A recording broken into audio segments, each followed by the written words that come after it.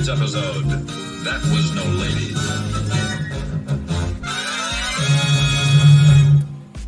GearWebsites.com is your source for firearms-based playing cards and books. We also have mugs, shirts, and posters with designs that we've made live. Of course, we have patches. Every Friday is Free Patch Friday. We appreciate your support. Thank you for shopping at GearWebsites.com.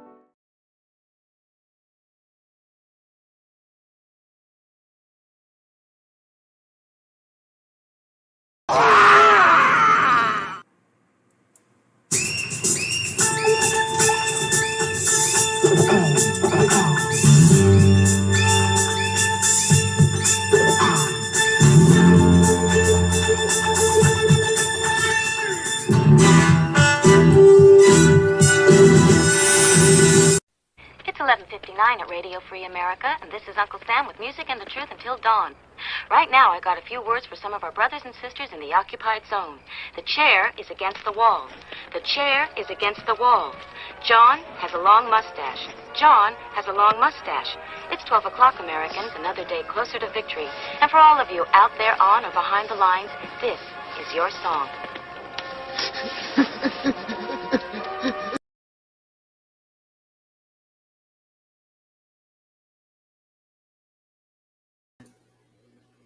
And welcome everybody to our Daily Gun Show.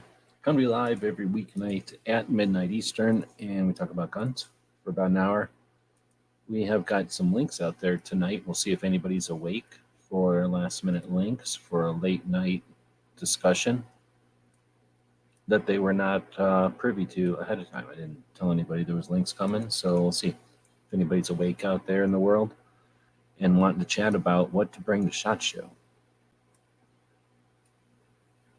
So we're at SHOT Show. It's the Shooting and Hunting Outdoor Trade Show. Happens each year since 76 or something like that. Used to be in a different location each year. Now it's in the same location all the time. The Sands Convention Center in Las Vegas. And it's an opportunity to bring together the industry with the manufacturers, the distributors, the wholesalers, the gun shops into one building. And in addition, they bring in lots of law enforcement and some military and the procurement and in the research and development and in the quality, that kind of stuff. And then they bring in the media. Speaking of that, got Ghost joining us. Good evening. What's going on? Welcome. So I'm just kind of starting to show off the talking about SHOT Show, what it is, and me talking about stuff to bring to SHOT Show, generally. So one of the things I've been thinking of, so I guess to start off with, if anybody's out there has any questions or whatever, we do this stuff live. We value the interactive nature of the internet. So as you can see, I'm wiggling the comments over here. That's you, people that are watching, listening to the show right now. Be part of the show. And we'll see the comments and be able to react and interact with you. So like I say, I invited a bunch of people this. Oh, did I blind copy you all? I don't know. It might have. I think you did, yeah. Okay.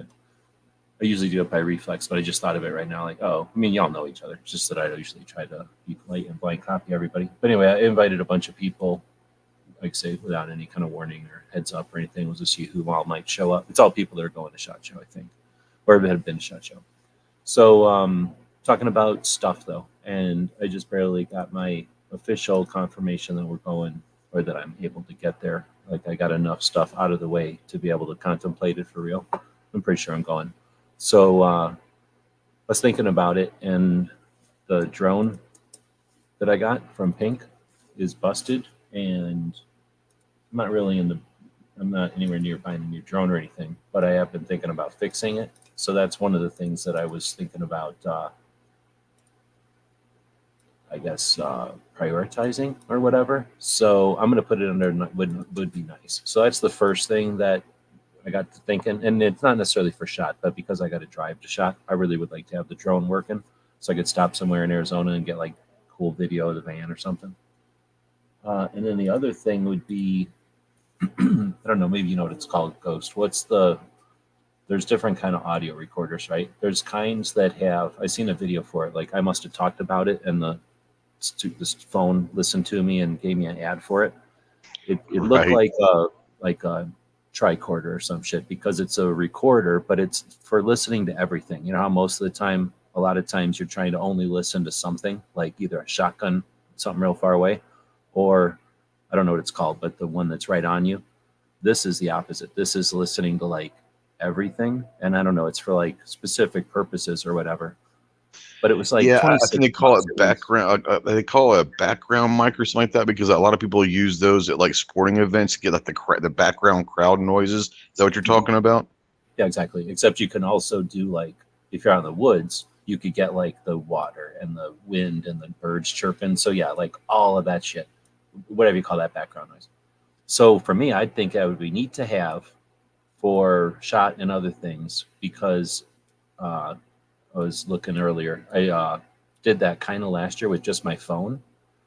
So one of our sites is the Gun Show Reviews, and earlier today I went in and go in the front door. Earlier today I went in and updated all the SHOT Show reviews. We've been going since 2005. So each year, we took shit tons of pictures, videos, and whatever. So we got the running kind of summary over here. So in 2020, no, when was it? Where the hell was it? It was in 2022. So where did I put it? Where did I find it? I'll have to find it again. In 2022, though, what I did was walk around, listen and make an audio. I guess I'll just go find it on the backside. And it ended up kind of being cool. But the phone, like, I don't know what to call it. It like intentionally tries to not listen to everything. It's like trying hard to not listen to everything. So that's why those other kind of recorders exist, I think, because they intentionally do listen to everything, Absolutely. Yeah.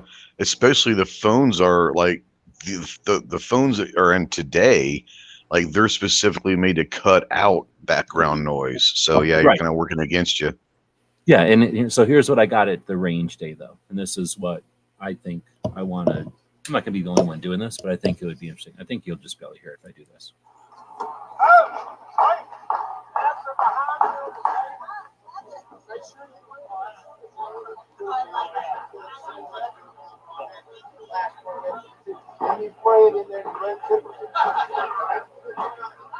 This was down by the when you go in and go to the right, so south, like by all the pistols, where it was super crowded and like all those Yeah. pistol bays Yeah. were together. And I'm kind of walking slowly, jamming my camera out, and nobody was really paying attention because they're all worried about whatever they're worried about. I was actually thinking like, oh, somebody's gonna get mad, but nobody even paid attention. So that's why I think if I stuck one of them on, I don't know what you call it, basically a selfie stick, like a wand with a thing on it, so that the recorder doesn't fall off, but basically be able to jam that over people's heads or like up under something, and just basically just as. And then I think what the point is they listen to so much that you don't really get a conversation. So I don't know if I've never played with them, but maybe not jamming it up in between two people to hear what they're saying. But you know what I mean? If I could like pick it up over a wall and just hear the, like you're saying, like the crowd noise or the whatever. But anyway, I just think it'd be neat to I don't know, used for something. And I don't know if I've ever seen or heard anybody doing that, except for maybe like filler in a podcast or something, or like the introduction to something in a podcast. But it'd be neat to just maybe have like a half an hour of walking around shot for somebody who's like in a car or something or doing shift work where they're just, sick of listening to podcasts, and just to hear Yeah. like the experience of all the different, because people like hear me rage about the Europeans, and Right. they're around, like they're all over the place. So, just They that are. kind of stuff. And anyway, the weird conversations that you'll hear as you're walking through a crowd like that. It'd be interesting. I don't know if you even want to do this, because I would like to think that people would be honest and wouldn't take it. But if you could find like a tripod or something that could go up, let's say like 20 feet in the air, and put it like right at the top of the hill, like where the covered long range bays are. So you've got the open bays to the left, the covered right there, and then the pistol bays are down the hill to the right. But if you could put like a microphone like right on top of the hill and go up about 20 feet, you could probably get the rifle range to the left, the pistol base to the right, people walking by. That would be interesting to see what kind of audio you'd pick up. Yeah, I think you could ditch it somewhere, and nobody would really care. Yeah. You could put it somewhere. You know where you could totally put it and no one ever know or care? Where those Wi-Fi things are. There's like these little Wi-Fi. Oh yeah, right. Oh, absolutely. I forgot about that. You For just set it sure. on there. I don't know if anybody's. They would just think you'd be part of. Yeah, they think they'd be part of. Yeah, the stuff. Right? Arranged and it. Yeah. And the people who are there might. They doubt they check on it. They come and pick it up after. So yeah, I think that would like be the perfect place to put it. But the thing is, how many people are going to walk right up to there and hear it? I think I'd rather. I think though that you could put it in a cup or something and just set it somewhere, and then hope somebody throws away the cup or whatever. But the thing is, I'm not going to need to do that. I would just stand there holding it. I don't have that many things to do. But and I'm not trying to. I don't think it'd be like. I don't think anybody wants to listen to a half an hour of it. But I think what I also did. Oh, you know what I might have done? Okay, now I don't remember. Either way, it was through my cell phone. But I also videotaped after. I don't remember how I did it anymore. But I usually go in and I go up and down the whole thing to see the scale and how many people there, and kind of. This year I was doing snapshots because the dog was all scared or whatever. So I was doing sort of snapshots of the thing to see, like, because it changes now because the media is the morning and then the industry is the afternoon. So a bunch of people have different opinions of that and different strategies to deal with that. And I'm trying to remember now, it wasn't really ever busy, so to speak, this year at all. But the busiest it got was sort of down at that area and sort of the beginning of the day. And then it never did get really busy. I don't know. From my, I'm trying to remember anymore. But anyway, I think what I might have done is walk back and forth a few times to monitor. And I know for a fact I did do a video where I tried to hold the phone as low as I could, pointed straight up. And the idea was to like get from like the waist up, seeing people's back of their head and their ear pro. Because for the most part, you're not reading any badges that way. You're just seeing like the back of people's heads and ear pro. And everybody's got ear pro on and hats and stuff. So you're really just seeing a bunch of different people. And because of their clothing, you kind of get an idea of the mix of the people and stuff. And then you're seeing the tents. And then depending on where I was and how I was holding the camera, every once in a while, I would kind of go up over their heads and see downrange. But for a lot of the places, they weren't really shooting as much as they were fiddling with the guns, holding them and taking videos and stuff. So, right. Yeah. Some booths, it's like fiddle, fiddle, fiddle, fiddle, bang, bang, bang, fiddle, fiddle, fiddle, fiddle. Next person, fiddle, fiddle, fiddle, bang, bang, bang, fiddle, fiddle, fiddle. Other times it's like, this is just the new caliber, or we changed the grip angle or whatever. So now it's like fiddle, fiddle, bang, bang, bang, bang, bang, bang, bang, fiddle, fiddle, goodbye. Fiddle, fiddle, bang, bang, bang. So there's these different booths are different ways, and all those ones were all sort of more fiddling around with them. So I just kind of popped up, saw the range, and then you get up over the hill and down to the north side where it's getting closer to the highway. And I forget what booth it was, but somebody had a vehicle with some sort of tripod mounted, or mounted, I don't know, something outside probably. And there it was more like nobody could see nothing anyway. So I was just holding it straight up, pointing down range or whatever with the camera. But the rest of the time I was sort of doing that up angle thing. And the idea was I was going to walk I did walk the whole way from the very tip south all the way to the very top. And then I wanted to fast forward it and see what that looked like. Oh, but, like a time lapse type thing? Yeah. I don't know Oh, if there's cool. like, but the problem is I don't know how to do that good. At least I don't know how to edit it well, because there's tricks to that. You know, it's you need the raw footage, but then to make it cool, you kind of zoom in and slow. What's that called? Like kind of scale in or zoom in. It Yeah, you sounds pan like in, yeah, time pan. scale. Well, no, Yeah. not just moving the camera, but like you slow it down, but not just slow and fast. You kind of, what's the word? You gradient into the speed.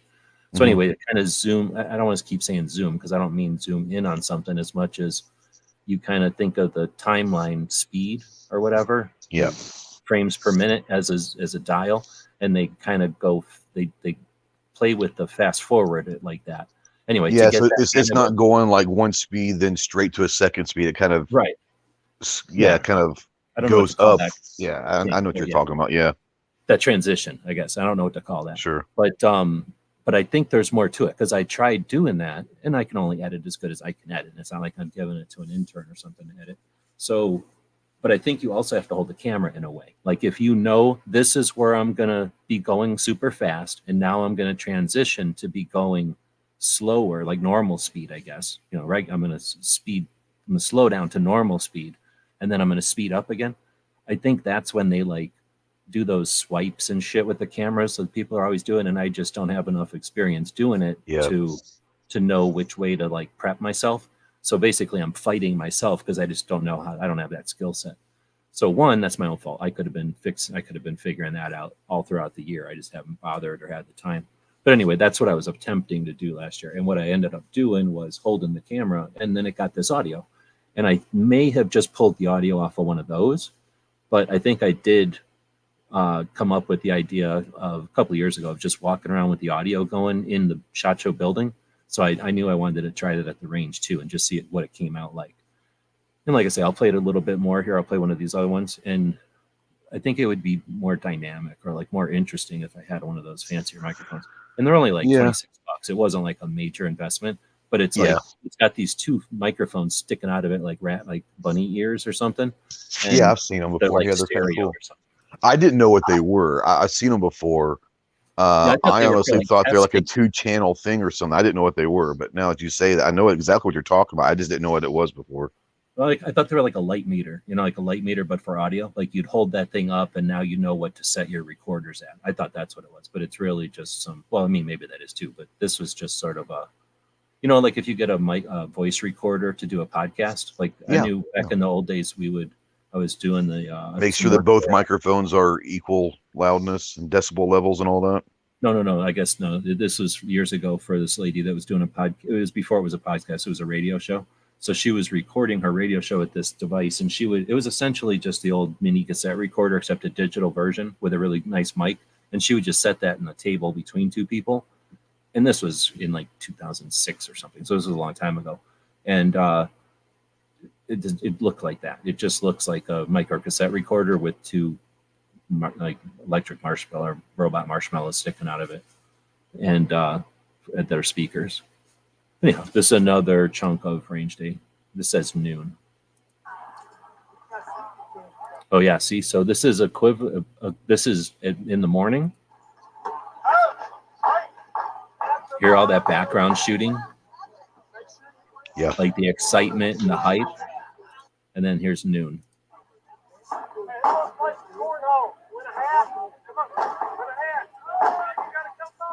Like the only thing you really hear is some guy going, "Please come over here and win something. Come here." Right. So this is upstairs walking around the building. Walking past the Rock Island Armory booth. See, it sounds like all muddy and shitty, and you can't even hear me. And I'm holding the thing up to my mouth. You know, it's like I'm holding my phone, so I'm holding it up like a microphone and talking into it. But because it's like you say, trying to battle all the background music, I think, or background noise, it's just shitty. Yeah, I think that for audio, like I think it's more interesting from range day because you do hear the gunshots and you hear excitement. Where inside the building, like you said, audio is just going to get muffled by all the mumbled background noise, you know. So we got people joining us out there. Gizzard's out there because it's too late for him to join in, but he's got a link if he wants to join in. DJ, same thing. Roy, He's retired. He should be able to jump in. He's retired. He doesn't have to do anything tomorrow. I don't know what the laws are like in Kansas. This is true. Roy saying SHOT Show is fun to watch. I doubt I'd ever go though.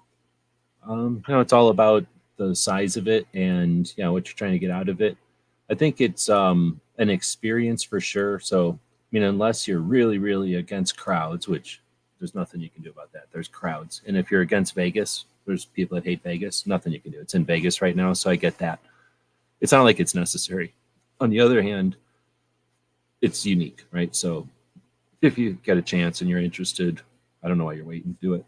It costs something, I guess, but depending on how you do it, it can be worth the time. It's definitely one of those things that you can't go like cheap. Like you're not going to be able to spend $200 and spend a week in Vegas. But I have. But you got to sleep in your van and that's what I'm saying. But I mean, it's definitely cheaper, I think, than people think. Especially if you go in with 3 or 4 or 5 people for a house or whatever. It's definitely cheaper than what people think it's going to do to spend a week in Vegas for sure. I was just pricing right now. Because, like I say, I didn't even know because I literally slid into the end of the year, like whatever. Like I don't know what the analogy to use, but like I wasn't sure I was going to get through the end of the year. So there's Gizzard. So I started looking seriously at hotels or whatever, and for me, I can find something that I'm familiar with and I understand for 500-ish, and something nice-ish would be closer to 900 already, and then the fanciest stuff is way over 1,000 for essentially a like Saturday to Saturday type of situation. Because if I would have priced it at like I don't know there's ways to game it. Like if you go from Thursday to something, it might have been cheaper if I do something that I don't I'm just not savvy about. But just to put it in kind of a scale or whatever. So I don't know if you guys, both you guys now have your stuff secured a long time ago. Yeah. Like I say, if I want it, I'm just going to put numbers on here so you have something. Actually, I'm going to draw because I'm sick of writing this thing.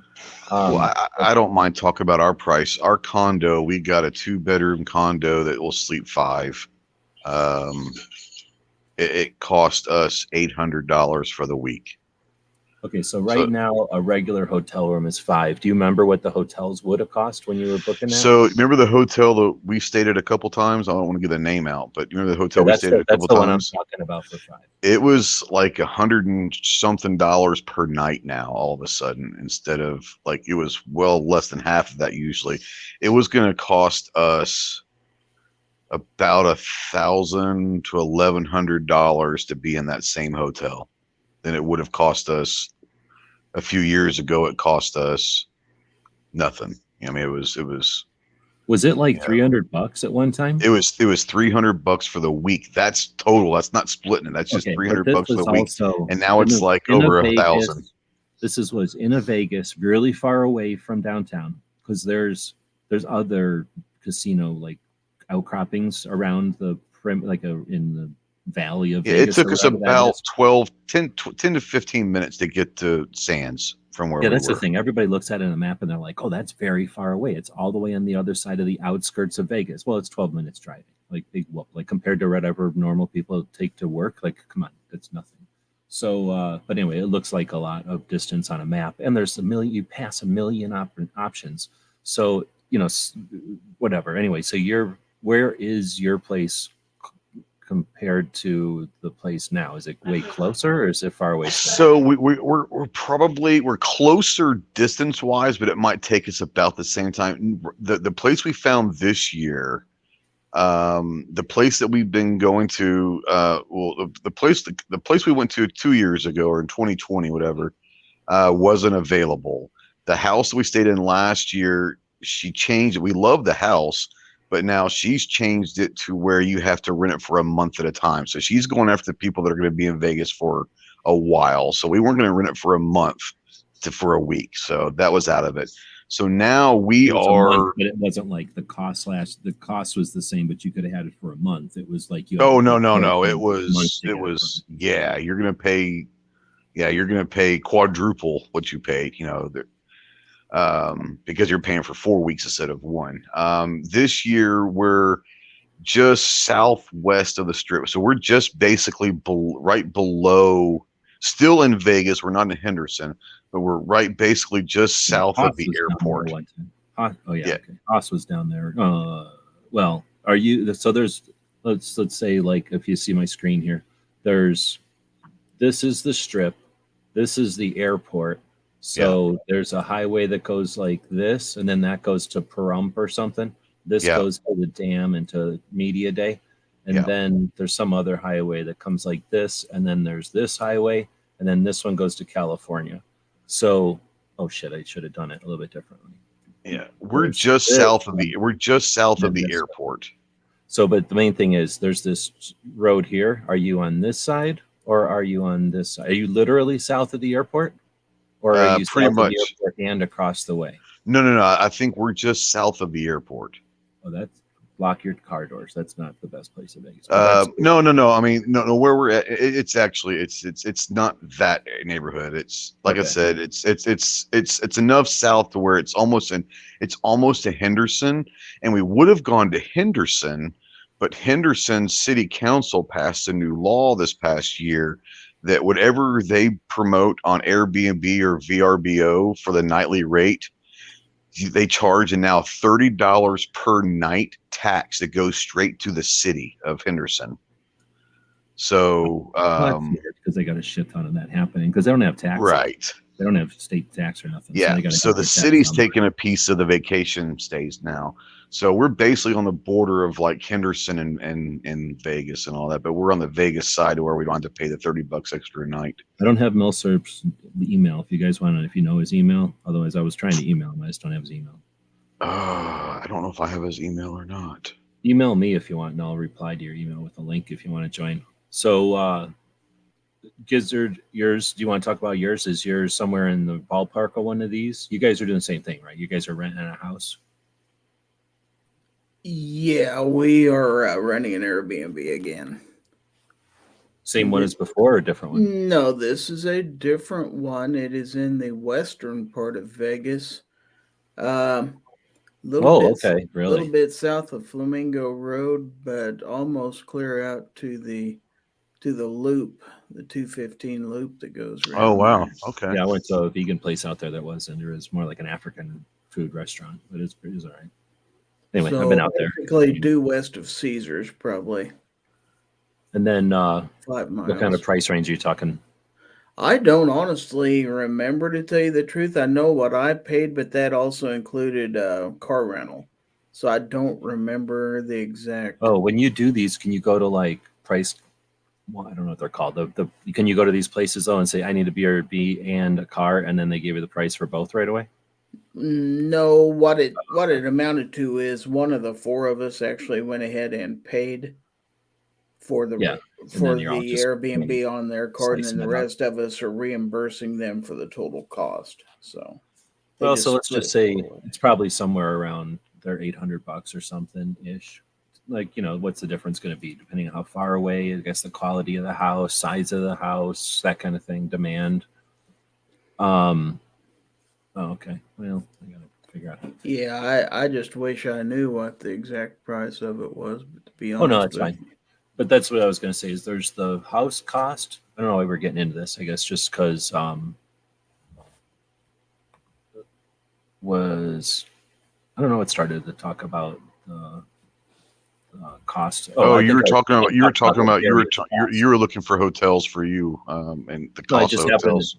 I think we're just going to talk about the various costs, how much it costs to go. So the hotel is going to cost something, and if you get it out ahead, like if you get it now for next year or whatever, like they're not, you know what I mean? Well, no, it is next year already. So yeah, if you get it now for next SHOT Show, it's way cheaper than if you're buying it now for this SHOT Show. I'm trying to talk. Yeah, we booked ours October 1st, so we. Well, that wasn't really that early because some people do it like mid-year. Yeah. Well, we were waiting to see. Unfortunately, but we were waiting to see. Our thing was we knew budget was coming, but there was a chance that he was bringing his brother, and he wasn't sure, so we had to wait till his brother made the decision if he was coming or not, and that let us know what size place we needed. Once we realized his brother wasn't coming, we knew we could go find XYZ place versus another place, you know. I see what you're saying. Hold on, I'm trying to.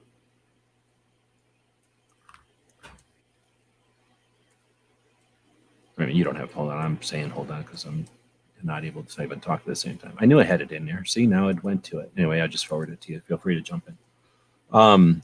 Anyway, so then you've got. Well, I was going to say Clover's driving, so I'm assuming you're flying though. And then Gizzard, is anybody driving, or are you guys renting a car? Oh, you just said you're renting a car. We're all flying and then renting a car to get around town in. And I don't remember what cars cost. It's been a long time since I rented one, but probably $100 a day or something. Probably, at least. I did look it up, and the Airbnb that we're renting is around $250 a night.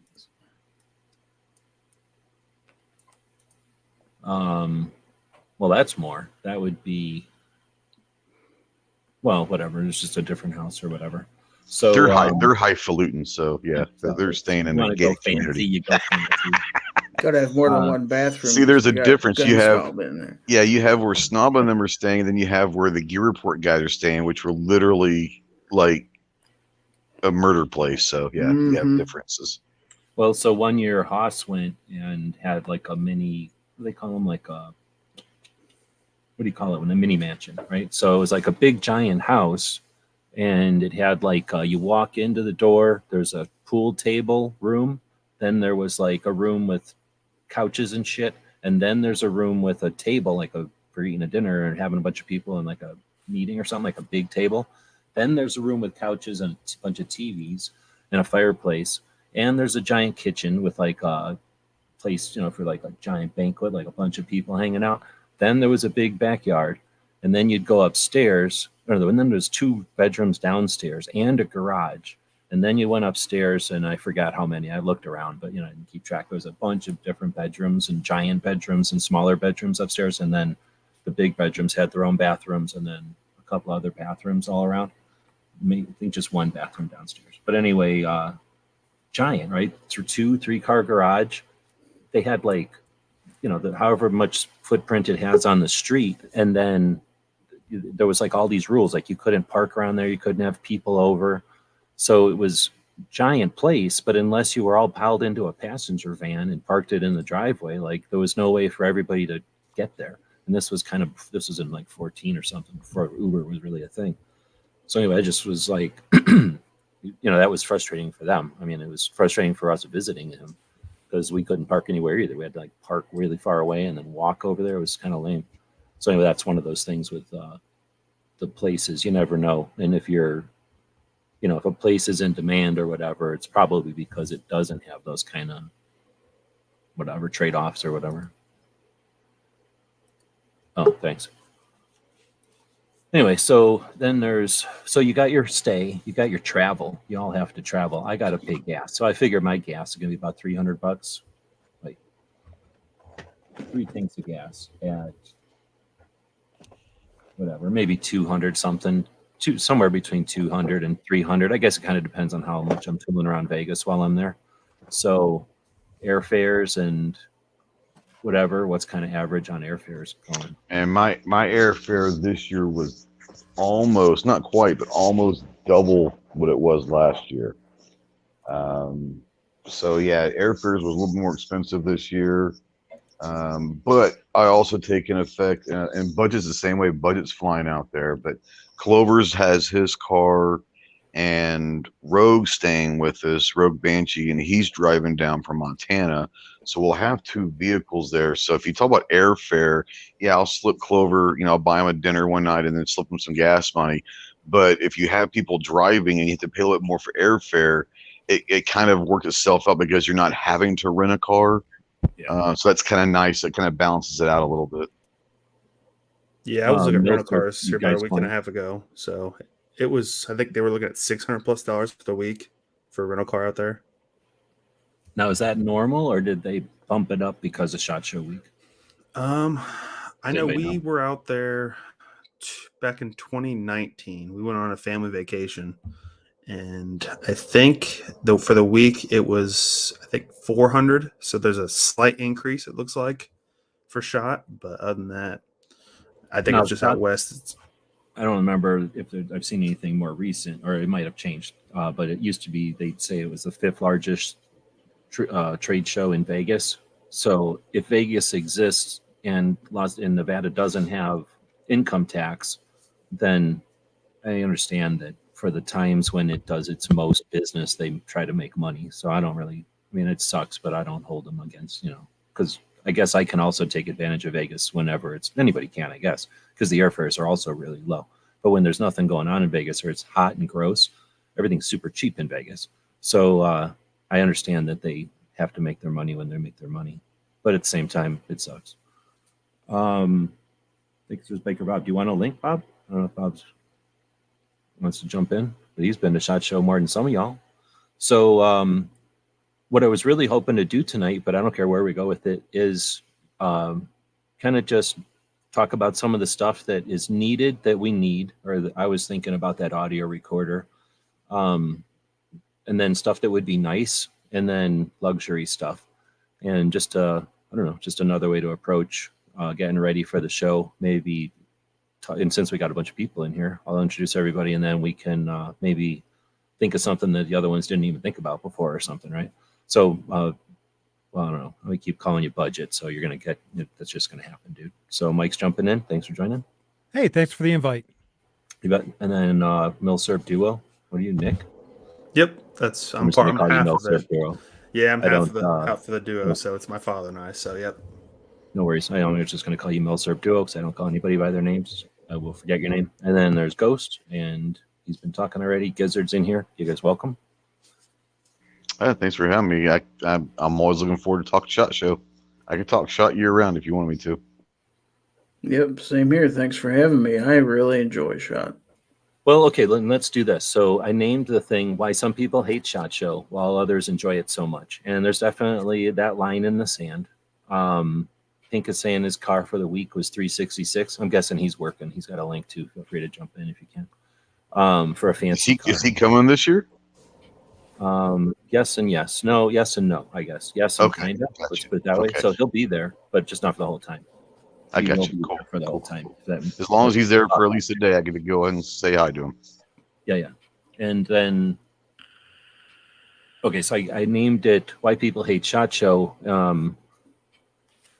I mean, you can't do nothing. You can't even talk about SHOT Show. And there's going to be the people that'll walk across the aisle, swim across a river, walk over, and then barge into a conversation to go how much they hate SHOT Show for whatever reason. Like SHOT Show hurt them, and they don't like talking. They don't like anybody even talking about it.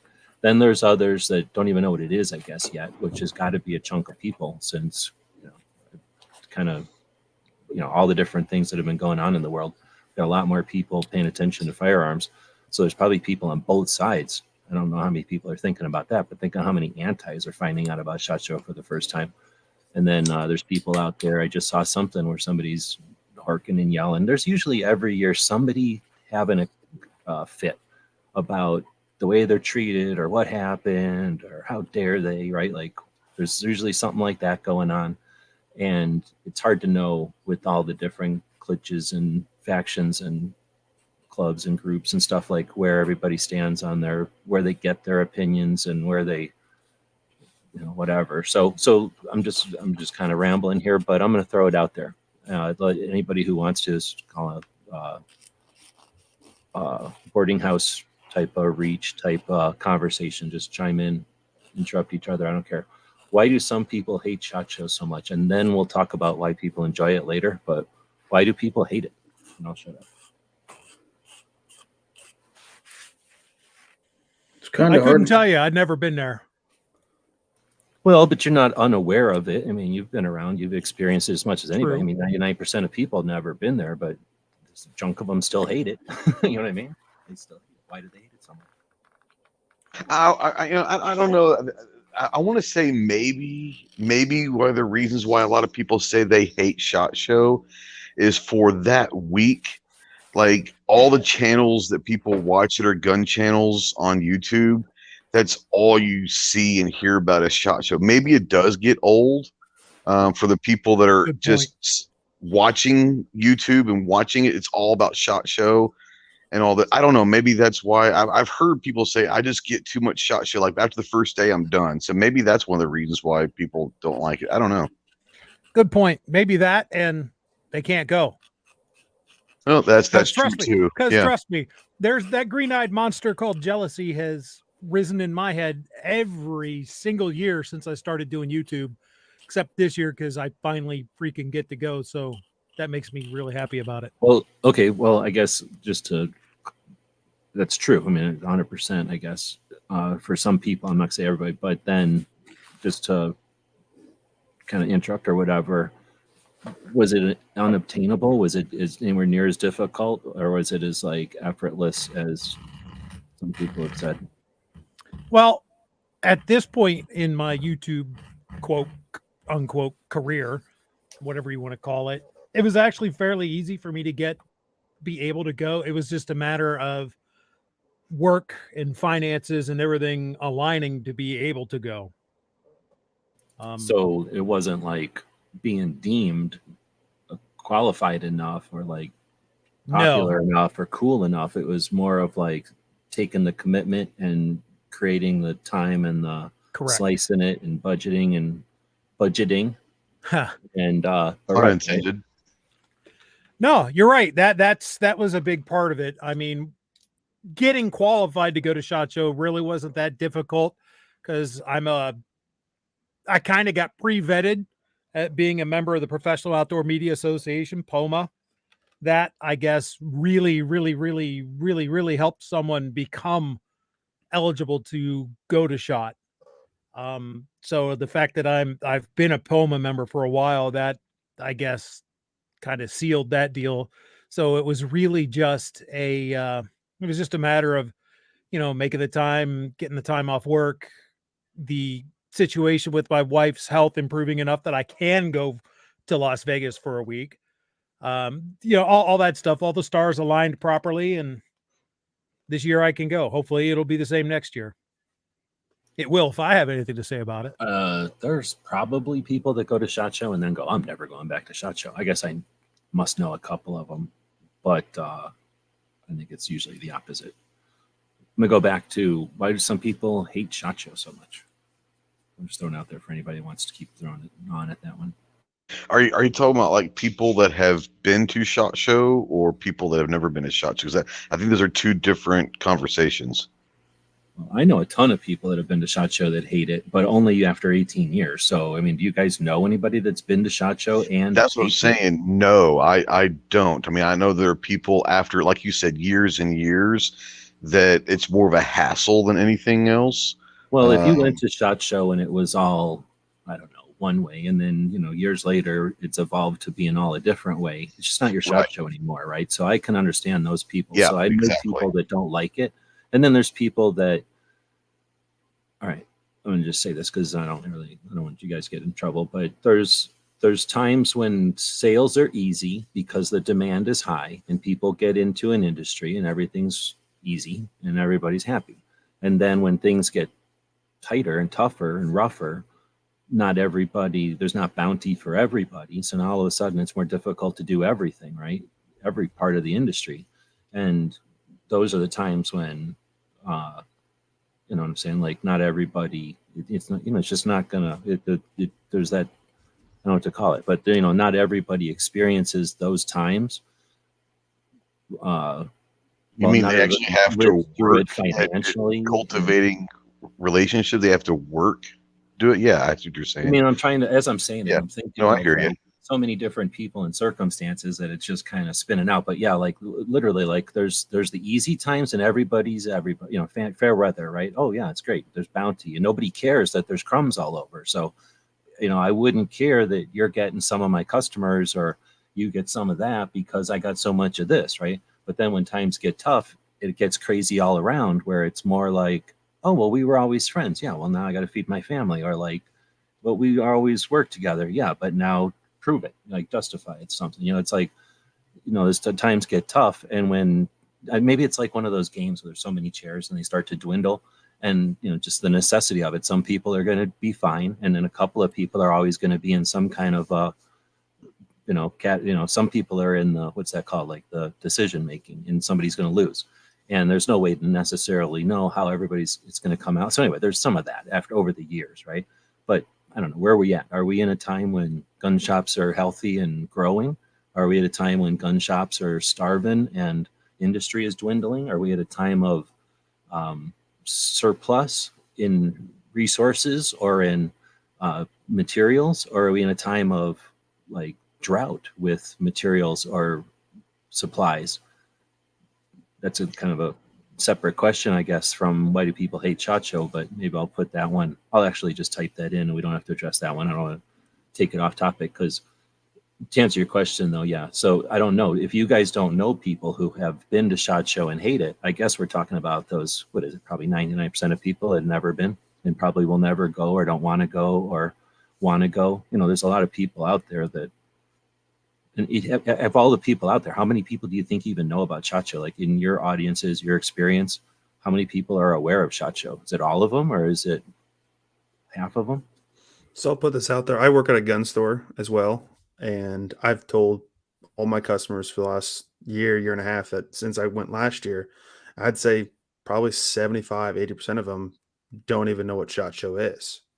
So that's, or that there's something like it. It's not like they knew of it and didn't know what it was called. They just didn't even realize the industry gets together like that. Yeah. And I've always compared it to NRA convention. I told them that if you've ever heard of the NRA convention, it's similar to that, but it's for the industry side, industry, media, stuff like that. And I've been fortunate enough. I've been able to watch SHOT Show videos since I was a little kid. I might even watch some of your original videos, G-Webs. It's hard to say. I've been watching them so long. I've noticed throughout the years, we've had ebbs and flows from when times were good in the gun industry. Ideas weren't being pushed to the top. You kind of had some lull years there for a while. And I could see that's where people started to hate SHOT Show because there really wasn't anything super hugely new hitting the market. So there were those couple of years there where it's like they're almost trying to recirculate or pass the trash or like hype up something that doesn't deserve it or need it. But okay, so I'll quit asking that. I'm going to ask the next question before we talk about why some people like it, is we'll talk about that. Anyway, keep going. Does anybody else have why do people hate it so much? Well, I mean, what was said about jealousy, I think, is a little bit true. There's a little bit of perception among some people that the people who get to attend SHOT Show are kind of a good old boys club, and they think they're better than everybody else. I'm not real sure where they get this idea. I kind of feel privileged to get to attend. I don't consider myself any better than anybody else because I get to go. Amen. Me too. Absolutely. Yeah, I think that's true in a lot of ways. I think people that don't like it, honestly, this is where I come down on it. I just don't think they understand. It's not that I don't think they truly don't like the idea of SHOT Show. I just don't think they're informed on how to get there, what it's all about. I just don't think that they truly understand how it works, why people go, how can you get invited or approved to go and all that. So there's a lot of misconceptions. So instead of trying to learn about all these things, it's just like, screw SHOT Show, I don't get, I think I can tell you this, since I've been going in 18, 17, 18, whenever it was the first year that I went, like, I've never known anyone since then that have gone for their first time and come back and said that wasn't worth it or that was terrible. I'll never go to another SHOT Show. Like everyone that I know that has gone, like Gary and Rogue and Snob and all these guys that went like a couple years after I did, like they're all in. They're the same way I am. It's like, oh man, like I can't wait for October 1st. We can start, registering for approval for our badges and we can start planning all this stuff. I don't know anyone that doesn't go, that doesn't get excited after they go. Maybe they just need to go and experience it for the first time, then they might change their minds. I don't know. I mean, we will literally buy equipment with the sole purpose of next year's SHOT Show. Next year I'm going to do this, and I'm going to buy this equipment, and I'm going to buy this bag, and we'll literally start talking about it 6 months ahead of time. That's just kind of the way you plan for it. It's kind of like the big prom of the year. Yeah, and I do the same thing with my daily job, my full-time job during the day. I start working overtime almost 6, 8 months out, so I can earn that time to take that trip. So that's kind of how I do. I work all the extra overtime, save that up to be able to take those extra vacation days to attend. And it's something I've worked out with my bosses, and I did it last year and have it all ready for this year, and skipping a couple work meetings, but hey, I ain't complaining. You know, we talk every year because every year we go, we know someone that's their first year. Like last year was Rogue, and this year it'll be Budget or Mike. Sorry, you'll always be Budget to me. Sorry, bro. But Budget's going for the first time, and I'm happy that Budget's staying with us because every day we'll be able to kind of see his reaction to the next day, the next chapter of SHOT Show. And all of that, because there's nothing more exciting than seeing someone go to SHOT Show, and when they hit that like aha, like oh my gosh, it's awesome. So I love going with or talking to people that are there for the first time, because I think that most people that I've talked to, they have this expectation of what SHOT is. And Gary and Milsert, they can talk about this, and I can talk about it also. But like for me, I had this huge buildup of what SHOT was in my head, and sometimes that's hard to live up to those expectations.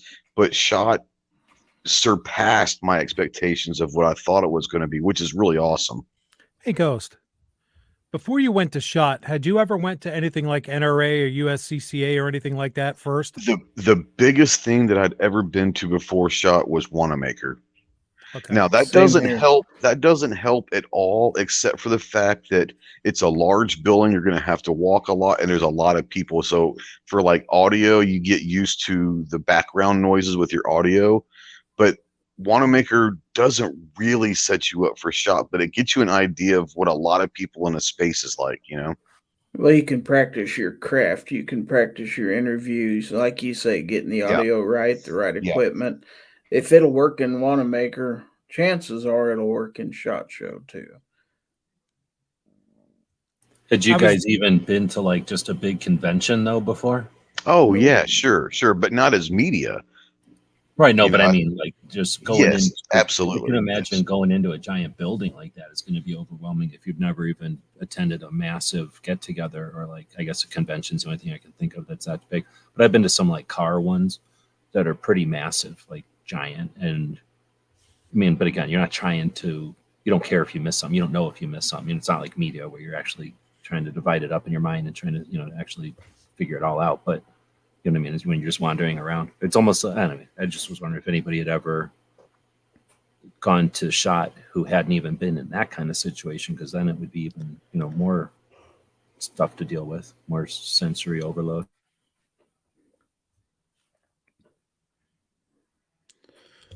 So yeah, I'll say last year being my first year, it was kind of interesting with, of course, the whole mask mandate type thing. But I know, Ghost, you've been saying this, I think G-Webs and Clover. Last year was one of the best years probably in a long time, because, of course, some of the bigger names weren't there. It was more of a smaller crowd.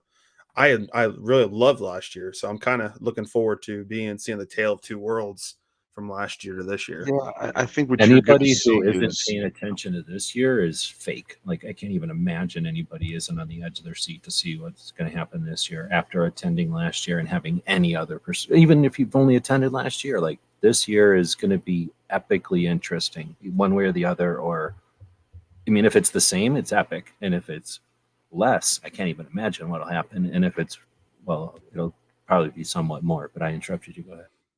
Oh, no. I was going to say that I was talking with Rogue not too long ago, like a week or so ago. And we were kind of joking with Rogue. Like, oh, Rogue went to SHOT Show last year. but he's almost going to be like a rookie again this year because the one experience, kind of like Millsap, the one experience he had was the greatest SHOT Show ever. So it's going to be interesting to hear from Rogue and Millsap after this SHOT Show and say, okay, you know, even though you went last year, it's probably going to be more kind of closer back to normal times, which means it's going to be completely different than it was this year. So it'll be interesting to hear the differences from them.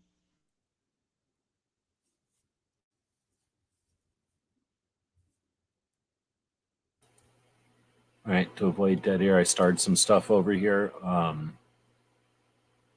I'll go with Wesley's first one here. I'd like to go, I'm not allowed in, but more interested in the different designs of the canvas that everybody's carrying around. So is he talking about bags, like the different backpacks and satchels? That's what I would assume. I see canvas. That's usually what I think of. So I don't know about the not allowed in. Again, if you're concerned that you're not manufacturer, distributor, gun shop, media, or a range, then become affiliated with part of the industry. Like you can work places, you can work with places, and anything is possible. So they want to keep people from wandering in off the streets, and they have a threshold, but it's not a threshold, it's unobtainable. So if that's what you meant, if it's something else, then no worries. But well, I like the idea of talking about canvas. In fact, I'm a big fan of that kind of stuff, especially since we're at SHOT Show, for crying out loud. Like, let's see, you buy a bag for what? Like doing things and like, you know, making your life better. And when possibly could you need a bag or require the elements of a good bag more than at SHOT Show for 4 or 5 days, walking all around, carrying an endless amount of stuff, right? Like needing your bag to be completely effortless. Like you don't even want to think about it, but it has to be 100% there for you to support like whatever it is you want to be doing with it, no matter what. So just to riff on that, anybody want to have any good experiences, bad experiences, any stuff that you'd seen that, let's go back to my screen here. Oh, I'm not showing it, but go back to needed would be nice luxury, except for what Wesley's saying, as far as backpacks, satchels, because now we're talking bags. SHOT Show bags. What would be needed? What would be nice? What would be a luxury? Anybody go? I mean, I think a backpack is needed. That's for sure. Yeah, absolutely. I'm taking my Highland Tactical Apollo bag. Same thing I've carried in at NRA, USCCA. It was my work bag for a couple years. What is it again? Highland Tactical Apollo. It's freaking bomb proof. Love that bag. Backpack. Yep. See, I don't carry a backpack. So I hear you. What about those one strappy backpacks? I don't know what to call them. The one strappies. Okay, Yeah, like a satchel pack? like a saddle bag or something. I think they're called sling packs. I Yeah, don't. I mean, they they're are. kind of not a big main enough. brand. No. Oh, you don't. Well, I mean, it depends on the brand, I guess. But some of them. Well, I think this one here, this particular one, is like a satellite radio setup thing that they horked off a military and went, oh, that's a nice size bag for stuff, and then everybody ran with it. But then there's the kind like Maxpedition where they're more like maybe a triangle tier shop shape, and you know, they got the one strap that you can kind of wear either way. Anyway, I was just saying they make them larger. They do make tiny ones too, but they make them in all different sizes. But carrying a bunch of stuff over one shoulder would kill you, I think, in that kind of a format. But I have I'm typically a one shoulder backpack guy in general, but at SHOT Show I'm running both shoulders because you've got to be able to support for a week long. You got to wear both straps, I think. Well, that's what I say. I use a messenger bag, so like a big giant laptop bag, and it's one shoulder. But for me, it's just, you know, I don't want to carry around a backpack all the time. I mean, I've got a bunch of backpacks, but as far as getting in and out of them, are any of yours? I'm looking at budgets here, but do any of them have any special pockets or flaps or something that get it? Because typically backpacks, you gotta either have the zippers up at the top here and unzip both ways, or on one side and kind of zip across, or but some of them have like an easy access pouch or a top or a flap or something. Anybody got anything, or do you not get in and out of your backpacks enough to need something like that? So I've been using for like the last 3 or 4 years. I've been using a 511 bag, and it's a smaller bag. It's got a little pouch up top. Then it's got the big pouch in the middle. It's got water things on both sides. But I got this one because I like wearing patches during shot. And this specific 511, I don't know what this called. I don't know the name of it. It's 3 or 4 years old. But the whole front of it is patch panel. Like the whole outside is where you can put patches on. So it's kind of cool for that. But it's not real big, but it does have the pouch up top. It has a big inside, and then the water holders on each side of it. For me, that's all I need. I don't need a whole bunch of pockets.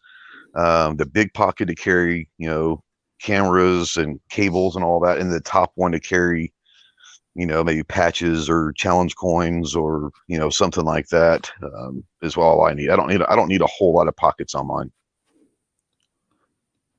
So I ran the Vertex Gamut 2.0 last year, and I've been running that as a regular work backpack as well for the last 3-4 years now. On my second one. Other than that, I'm a taller guy, and I have a longer torso, so I like the longer length of the Gamut 2.0, so it kind of helps my back kind of stay supported. Of course, I carry my laptop. I got 2 camera tripod type little setups, and I can have everything I want in that bag, and it didn't bother me at all last year. And like you said, Ghost has all those extra. Mine has all those extra pockets. They're all the patches, challenge coins, anything I get, all the brochures I can put really in there. I think I had over 200 patches in there last year, and you didn't even notice it.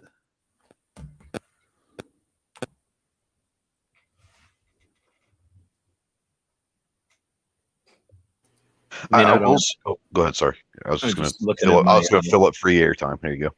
Yeah, no problem. I was just looking through some of them. I'm looking for what specific video, but as I'm scrolling through a bunch of these bag videos, because we did a ton of bag. I mean, definitely one of the things we go to SHOT Show for is the nylon and backpacks and stuff. So we took a bunch of videos of them over the years. It looks like most of them that one has 31,000, but that's a unique one from 12 years ago. Most of them are around 5,000 views. And these are old videos, so your mileage will vary. And I didn't put a heck of a lot of effort into, I just put them out there. I didn't fiddle with them. I didn't put a lot of effort into, like creating tags and stuff or thinking with them. But every year for a long time there, especially when we had multiple people going and we had a lot of gear when we were first starting to do video, we were dummy. We were stupid. We were bringing way too much stuff. So I'm going to try typing in bag. So anyway, we did a video. We would make a video each year in the hotel of first, here's a tip. Since we were talking to people that are going to SHOT Show, as soon as you get there, you all are good at video. As soon as you get there, even sometimes in a B&B, as you're driving up, video the place. Get a video of your before you touch anything, before you turn the knob or whatever, video the whole place.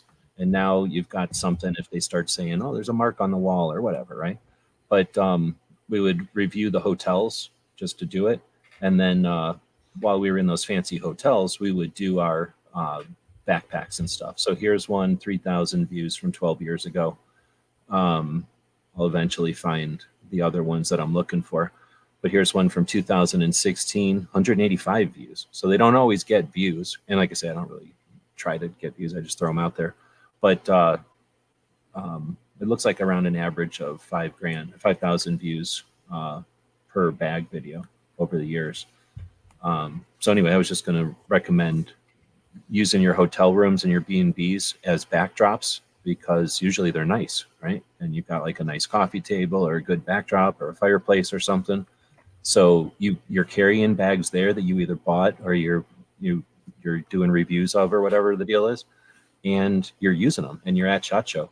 So you got off time, you got, you're waiting for somebody to get out of the shower or whatever. That's why you got your tripod, kick out a video. If you can get the skyline of Vegas in the background or something, SHOT Show, or what am I saying? Range Day parking lot. If you're driving over there, doing your backpack review in the trunk of a vehicle at the SHOT Show Range Day with all that stuff going on in the background, right? Like, we've got elements of SHOT Show that we can use. Anyway, I'm filling air too as I'm scrolling. Anything else on bags? Am I interrupting anybody who was going to say something about bags? I know Ghost knows what I'm bringing, and that's that little Next Pack bag that I bought at Wanamaker. And it's a little one-strap small bag. Yeah, I think when it comes to bags, I mean, like you said, I mean, from my first year at SHOT to where I carry now at SHOT, I carry probably 25% of what I carried my first year at SHOT. So I've dwindled it down to the bare minimums now. And so, it's one of those things where your bags are going to evolve probably as you start kind of dwindling down the equipment that you're going to take. You don't need to have a big bag if you're not taking a whole lot of stuff. So, you want to be comfortable. You want to have it lightweight as possible. So that's kind of where I'm at right now. Yeah, the first year I went, we all had we tried to make the big rigs up with the GoPro and the sound equipment and the backup batteries on there. And after 3 or 4 days of that, you find out that's just horrible to keep track of and hold on to. And the backpack would get smaller each time. And for a while, I was using a single strap, full-size backpack, and you're right, those things will break a shoulder after a while. So I've gotten to where I carry less and less equipment each year, and you just figure out what you absolutely have to have with you on the floor, which, you have to be able to carry some water of some sort. That's a fact. But that and whatever backup battery you need, but you keep it light because you're going to be moving around a lot, standing around a lot for hours on end on a concrete floor, and it will wear you down. So you learn after a while. You want to bring the equipment you need, but don't bring equipment you don't need. That, and you're right, your bags are going to be heavier going out probably than when you came back in.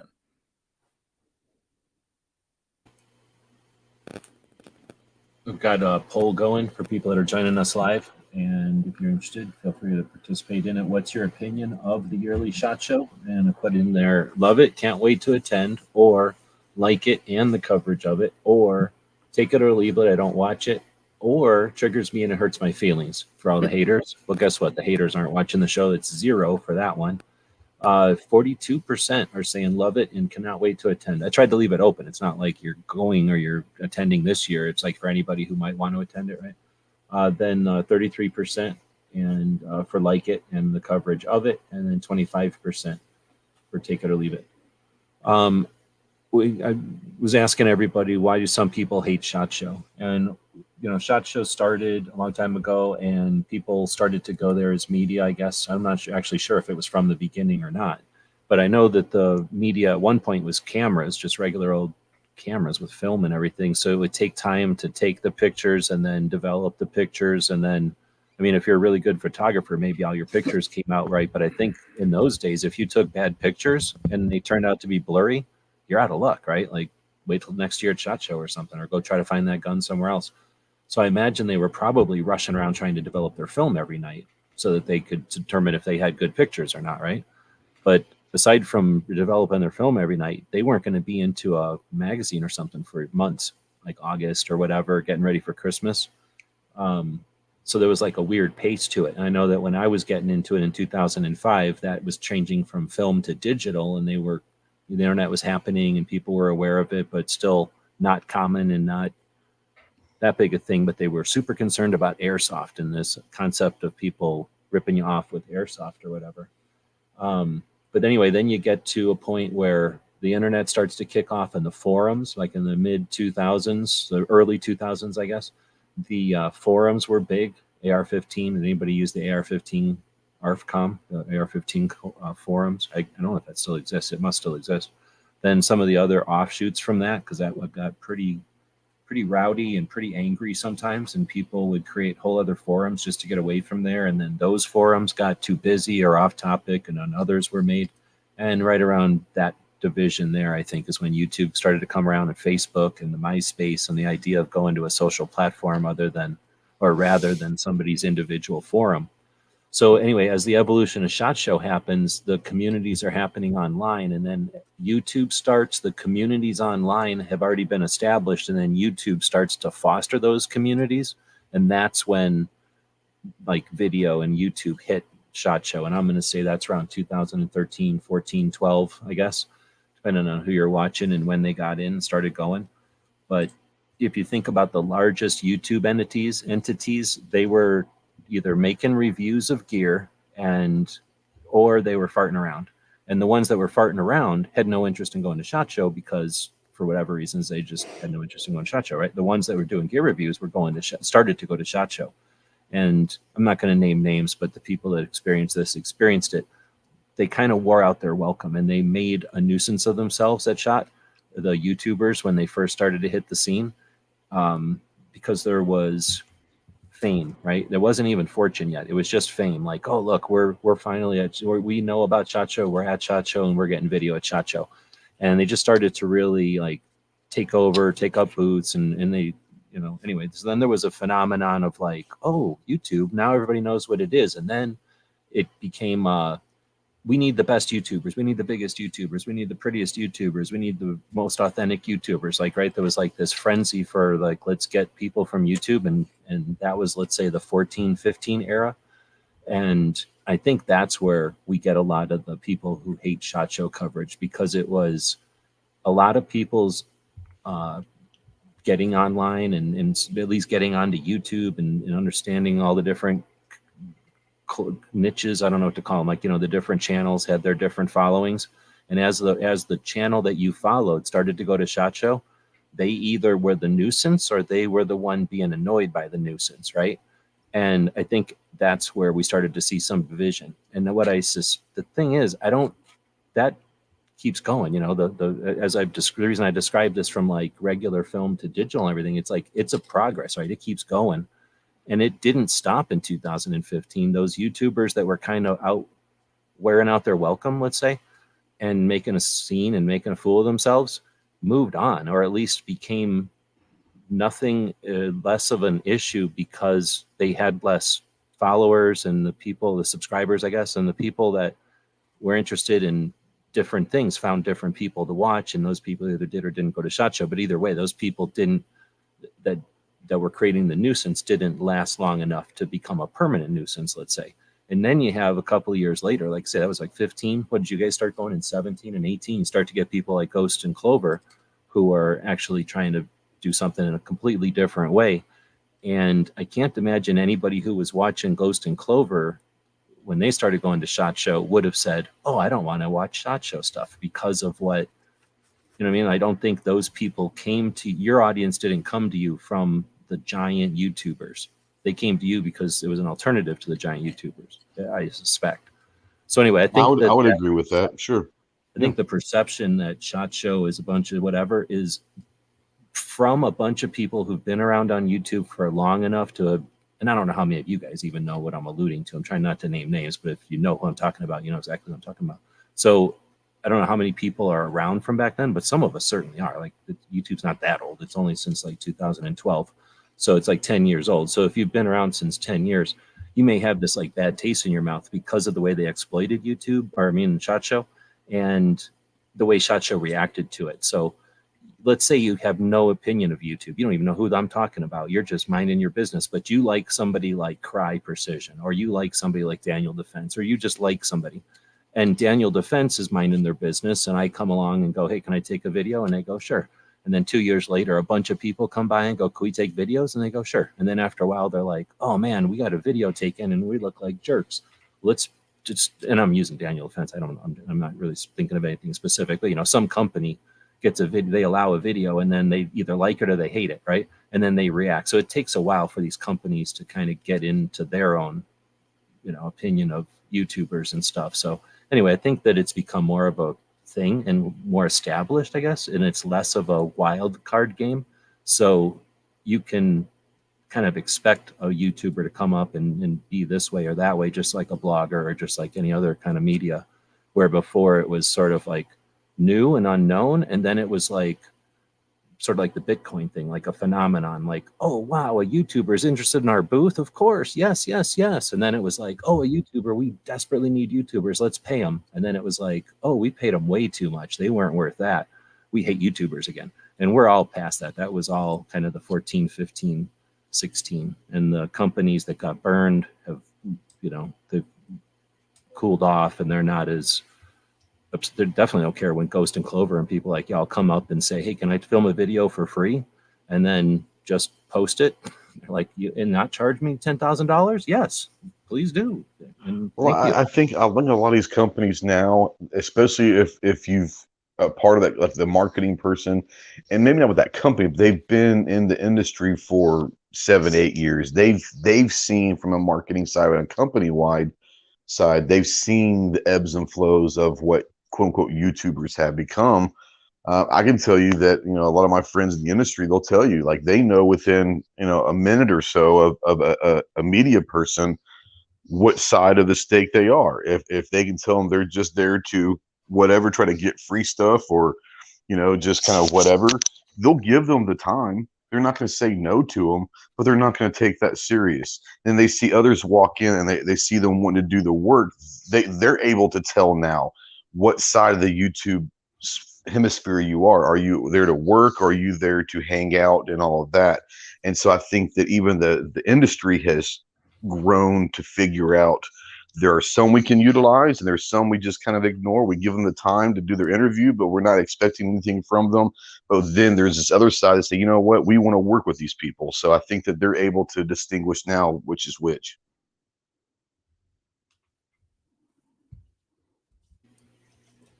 I don't know, I kind of spun off there, but we're an hour in. It's the middle of the night, so I appreciate you guys all jumping in. I don't know how much time I've got you before you all fall asleep or whatever. There's another one from Wesley. Vegas has begun to become unpopular simply because of the expense of operating a convention there. It's just simply so much cheaper to run it everywhere else, and that's for all my other industries. So I don't know about that, but I've thought I heard the opposite, that there's not other or very many, if any, other options. At least that's one of the things they said. And I don't know if that's, I'm just listening to what NSSF said in the past when they were questioned or when they explained why it's going to be in Sands for so long. But I haven't been in enough of the big cities. You guys have been to NRA museum, or not NRA museums, NRA meetings, and you've been to SHOT Show. Can any of the NRA meeting not halls that I've seen at SHOT Show? Not the places that I've seen in Dallas or Indy or any of the places that hold NRA. I don't suspect they could. Maybe the facility could host a SHOT Show, but there's a whole other aspect you're talking about. You're talking about 60 to 75,000 people. They all have to stay somewhere. So it's not just the facility being able to hold SHOT Show. It's, does that city have the hotels, the restaurants, the rooms available to host 65 or 75,000 people for a week? And I think that's where Vegas has the advantage of the hotel rooms and all of that stuff. Yeah, I don't want to say the building's close because I've been to most of the NRA conventions in the different cities. I think Louisville would maybe be the only city big enough. But then again, like you said, Ghost, the convention center is south of town, out by the airport. There's all your smaller hotels out there. There's nothing huge there that can hold that many amount of people.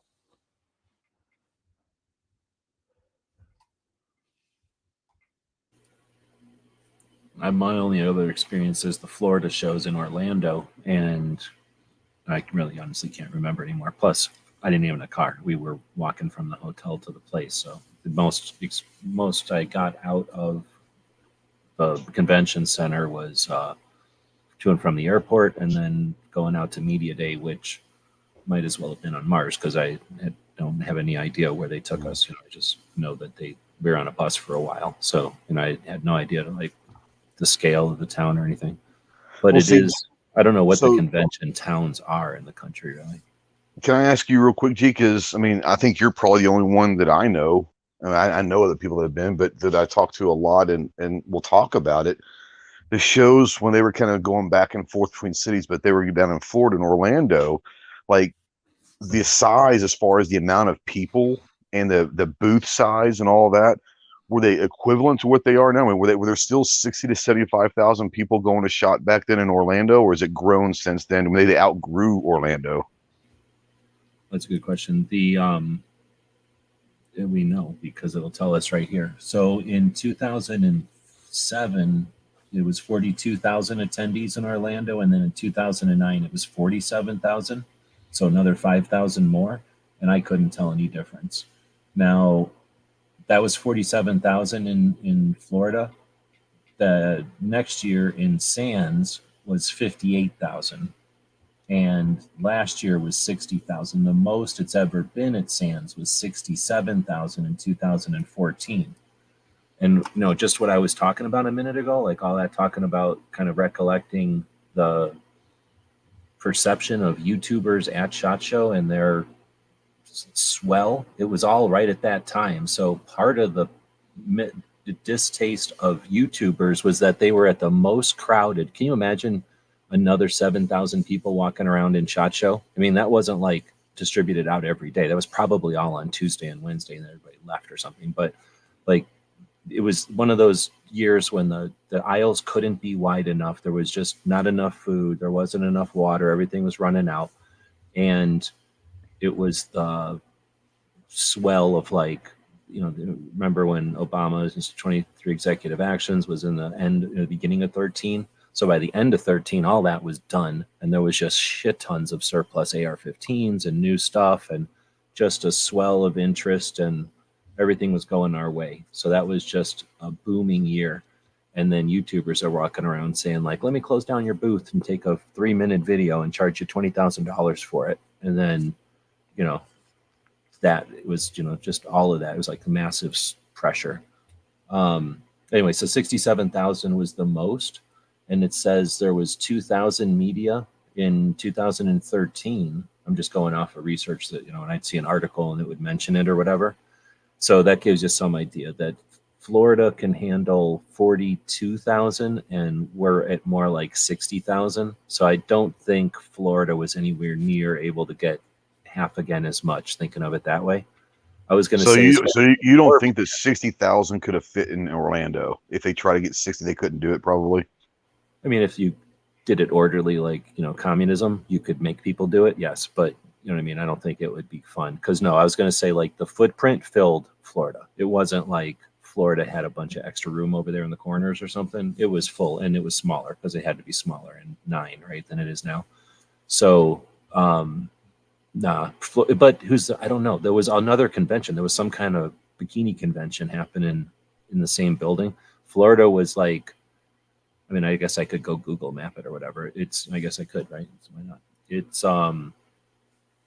was some sort of double building, and we were in a part of it. Like we were in half of it, I think. But like I said, I didn't get to. It's I don't know. For me, at least, I need to drive around in a town to be able to get it.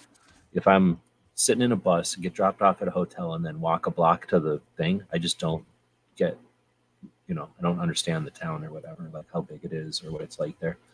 I've never driven around Orlando before.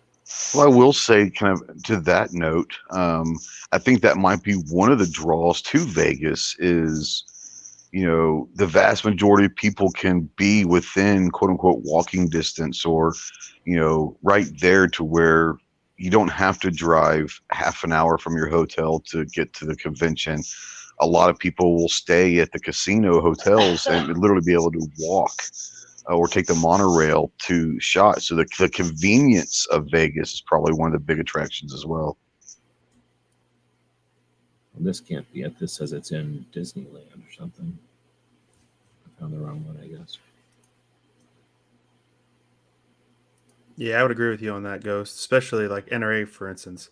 I know every year we've gone, our hotel's been at least anywhere from 15 to 20 miles outside of that. So you're driving there each day. And that's another thing. NRA convention, being that it's open to somewhat the general public, as long as you're an NRA member, stuff like that, the aisles get so jam-packed, you can barely move through. SHOT Show, you really don't run into that as much unless you're kind of in the basement. You do run into that a little bit, but not as much. Well, you do in normal years. Okay, Like, so I have to look forward to it- that. yeah, you look forward to that. It's not going to be as congested as NRA to some extent. But yeah, on normal years, like 2022 was a phenomenon. And I don't think it's going to get back to this 67,000 or whatever, but it's definitely going to be more than the 30 or 40 that was there last year. It's going to be a little more hectic, but yeah, I mean, there is something about it being crowded. It is a real thing. But yeah, I mean, it is. It's not going to be like it was. I don't suspect it's going to be like it was this past year. Yeah, I might be wrong. In past years, I can remember even when you'd go to get something to eat, you might wait in line 20 minutes or even just to use a restroom. You'd have to wait in line, and there were no lines for much of anything last year. No, and I will say this, Milsert, the time that you probably noticed that when you were in a booth, you could sit there for 10, 15, 20, half an hour to an hour having conversations with people in the booths. In normal years, that you can maybe do that every now and then, but chances are you've got about 5 to 10 minutes and there's 20 other people waiting to get that same person. So it's going to be interesting to hear from you during the week, and it's like, oh man, this is a lot different, or it's not that different. I don't know. I suspect it's going to be a lot bigger than it was last year. Last year. All right, so I found the Orange County Convention Center where SHOT was in 9 and 7. So this is Orlando? Yeah. Okay. So this is it. I was in this hotel over here with the purple thing on it, and this was a restaurant, and then I think this is hotels, and then I think this is another hotel. So there's and this, like, we just walked out of this hotel across this road and into the center part, and if I remember correctly, SHOT Show was. Oh wait, no, I was wrong, because I was going to say I was thinking it was only on a half, but I'm wrong, because when you walked in here, you walked on this walkway across, like a bridge across the middle, and SHOT Show was this whole fucking thing. So SHOT Show took the whole thing. I knew there was a half because I remember on over here, we got on the bus. I'm trying to figure out how to get over here. We got on the bus over here, and that's where I was like, oh, there's 2 halves to this building. And for some reason, I was thinking we were in only a half. But as soon as I look at it from this side, as soon as you walked in from that road that I came across on, then, oh no, wait a minute. No, this is where we walked in. I'll bet you that's where this is where all right, so there was another half. So the SHOT Show took up this half. Now, I don't know if this half is still convention center or if this is something else over here. There was a bikini convention somewhere nearby, but it might have been in one of these hotels. I mean, how big can it be? Bikini convention be?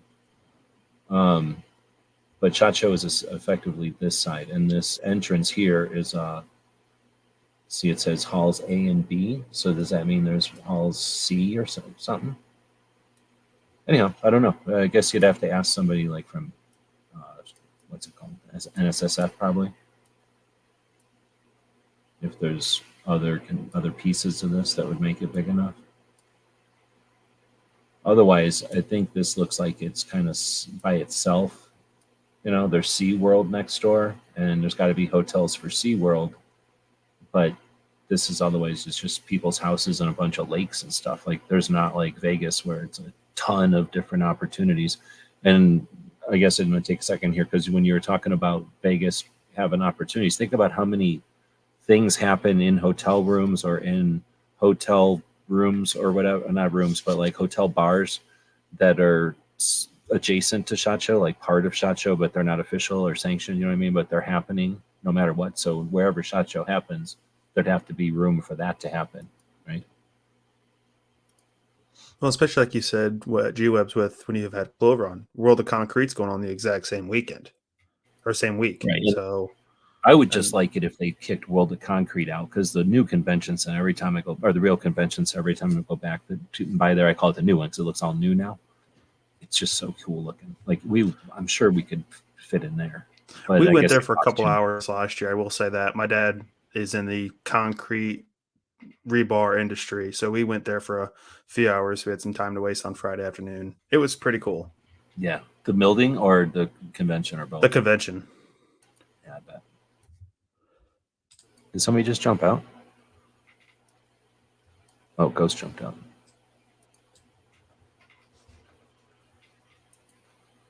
Oh, let's see. So then, anybody else on Vegas being unpopular because of the expense? Would you go? Do you think it would be cheaper going to other places? It could be, but I just don't know. Like we've always said, where would we go? I'm trying to think all the big cities that I've been to that have the convention space. Kansas City, I don't know if it's there. DJ wants it to be in Kansas City. It's all about. I would love it in Kansas City. I mean, do they have a convention center? Yes, they do. Do they have that kind of hotel space? Yeah, I'm not real sure about that. Yeah, I'm just trying to think where else maybe. Of course, they try to stay out of a major, like, of course, you wouldn't do New York City, you couldn't do DC, you couldn't do, I'm trying to think what else. Can't do it in Chicago. Can't do it in Chicago. It's like there's so many cities that you would never see it done in, and you're really narrowing that limit down to a couple cities. In Chicago, it'd be so congested. That's why when you guys talk about some of these towns, it's like, I guess it's on the side of town or like, the edge of town. But when it's like a big, like LA or something, would just be horrible no matter where it is because of the traffic and just the city happening. Where Vegas basically, at least for Vegas is a real town. I mean, there's all kinds of regular stuff happening there. But the part where all those hotels are is effectively for tourists, right? It's everything about it is just, it kind of all happens right there in the Strip. That's just kind of it. Vegas was kind of designed for things like this. Oh, you know what though? As I say that, what about New Orleans? Did they rebuild in such a way to be able to accept large conventions after the flooding and all that? Yes and no, but it's still not to the scale that I would think SHOT could stay there. Okay, because I thought maybe with all of that devastation, maybe they said, "Hey, why don't we make ourselves like the new Vegas or something?" But nah, New Orleans is pretty much restricted to as much as it can get. I've been there a couple times, and it's being that it's on the peninsula. It is. They really can't expand. The hotels pretty much is limited out, and because I was there when I was a kid, and I don't remember a heck of a lot, but then I've been back since. A lot of the hotels I remember were closed after the storm. There's not what they could do. There's space out to the northeast that they could move, but you're getting into the swampland. You run into issues with New Orleans. So I'm just going to go through where it's been. It started in St. Louis in 79, then San Francisco, New Orleans, Atlanta, Dallas, Atlanta, Houston, New Orleans, Vegas, Dallas, New Orleans, Houston, Dallas, Vegas, Atlanta, Vegas, New Orleans, Vegas, Orlando, Vegas, Orlando, Orlando, and then Sands since 2010. So that sounds so cool. It would have been so expensive. And I think that's the thing. It may or may not be inexpensive to go to one town, or each town is going to have a different expense. And when they travel like that, you're either getting hit with a big expense or a little expense. I think there's probably something to the consistency of the expense, right? Vegas isn't quite the center of the country, but as far as airplanes go, there's commuter traffic usually to Vegas or whatever. So it's probably, for the industry, easier to deal with one city than jumping all around. And you think about like a week-long show like they're putting on. And if you're trying to throw private parties and stuff like that, what better place than a place like Vegas? Where else can you otherwise entertain people than Vegas? And who could handle that kind of air traffic in and out better than Las Vegas Airport? I mean, it's just, and having a nice range right outside of town doesn't hurt either.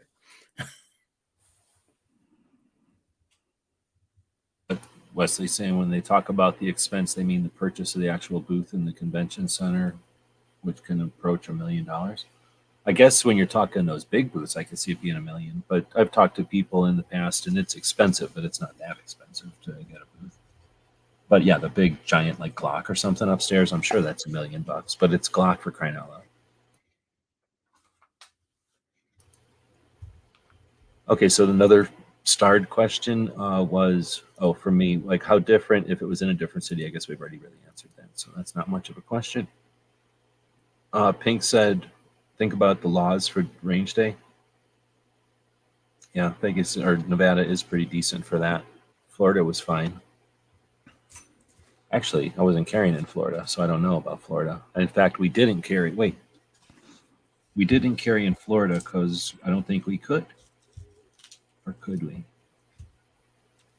I think we could, and I was too scared back in 7 or whatever, 9 to fly with it. No, yeah, because then in 10 I flew with it. No, yeah, 10 I flew with it. Okay, so I think in 9 I was scared to fly because I figured it would be a pain. And it, wait, did we fly? Maybe we did. Maybe it was a pain. I can't remember anymore because I know flying to Salt Lake City, I was like, oh, that was nothing because it was Arizona to Salt Lake City. Every TSA knew they were totally comfortable with guns. Flying to Florida, it was all like, so I think, or maybe we just heard stories of people having trouble and then I didn't. I honestly can't remember. It's been that long.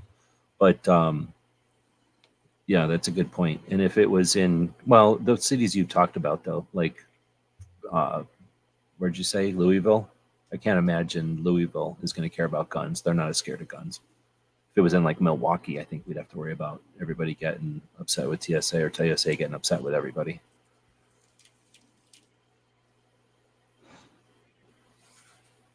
I'm kind of wondering how that's going to go up in Cleveland because that's where I'm leaving from is Cleveland. And I chose a nonstop flight so I can not worry about a layover in Chicago or anything because I'm planning to travel with a pistol. Yeah. Oh, yeah. Absolutely. Where are you at? You're in Ohio? Yeah. So you do got constitutional carry. No, wait. Yes. So are you constitutionally carrying and then you're going to carry in Vegas constitutional or? No, I have a Ohio concealed handgun license, which is reciprocal with Nevada. Okay.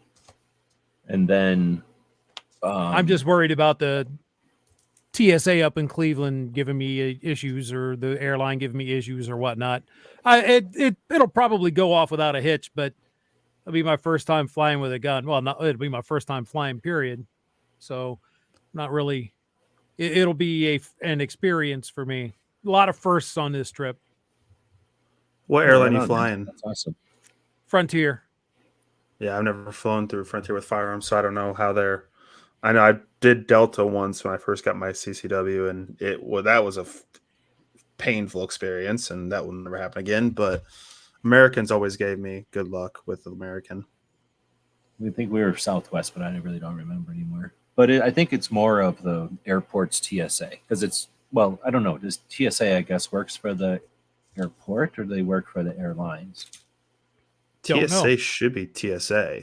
Right. It's government, federal. Like, yeah. But I mean, it's not like they have a Delta Airlines guy that does the guns. It's a TSA guy that comes over. And you go to, from what I understand, you go to the ticket counter before the TSA checkpoint, before the security area, and that's where you declare that you have a firearm in your luggage, and you don't have any of that stuff with you by the time you go deal with TSA. I've flown a long time ago, so I'm sure it's different by now, and it'll be different for the airport. But anyway, I think it is the TSA is federal, so the TSA people are. I think what I was getting at is if the airport is in a gun-friendly place, they're used to seeing guns, and even if they don't like guns, they're not as scared of them anymore. They're familiar with them. But if you're in an airport that's not, then I think it's more. They're just less used to seeing them. But you're talking about Ohio. Is this anywhere near Camp Perry where somebody might be going in and out all the time with guns?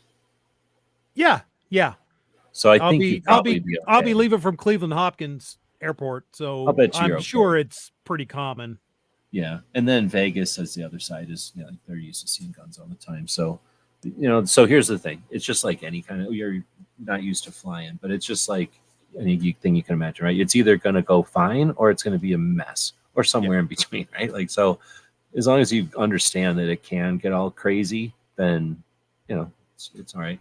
The worst that happens is you lose your gun completely. So first question is, are you bringing like, you know, not your favorite gun, or are you bringing your favorite gun? I'm not my favorite gun. I'll be bringing a Glock 26.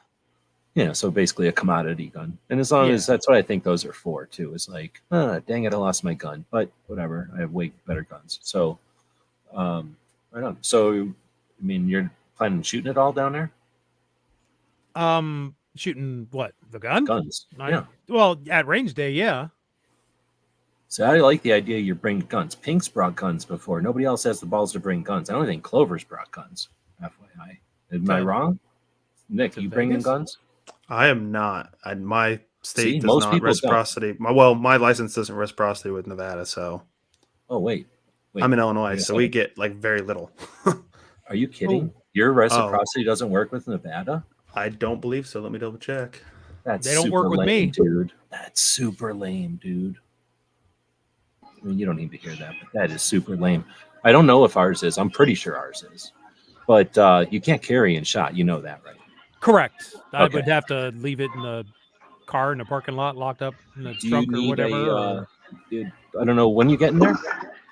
I'm getting there the 14th. Oh, that doesn't help me at all. Saturday.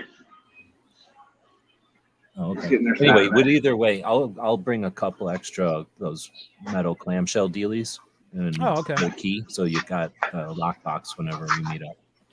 Okay. I was gonna buy a bicycle chain and chain my pistol case up in the trunk, but yeah, a metal one would be better.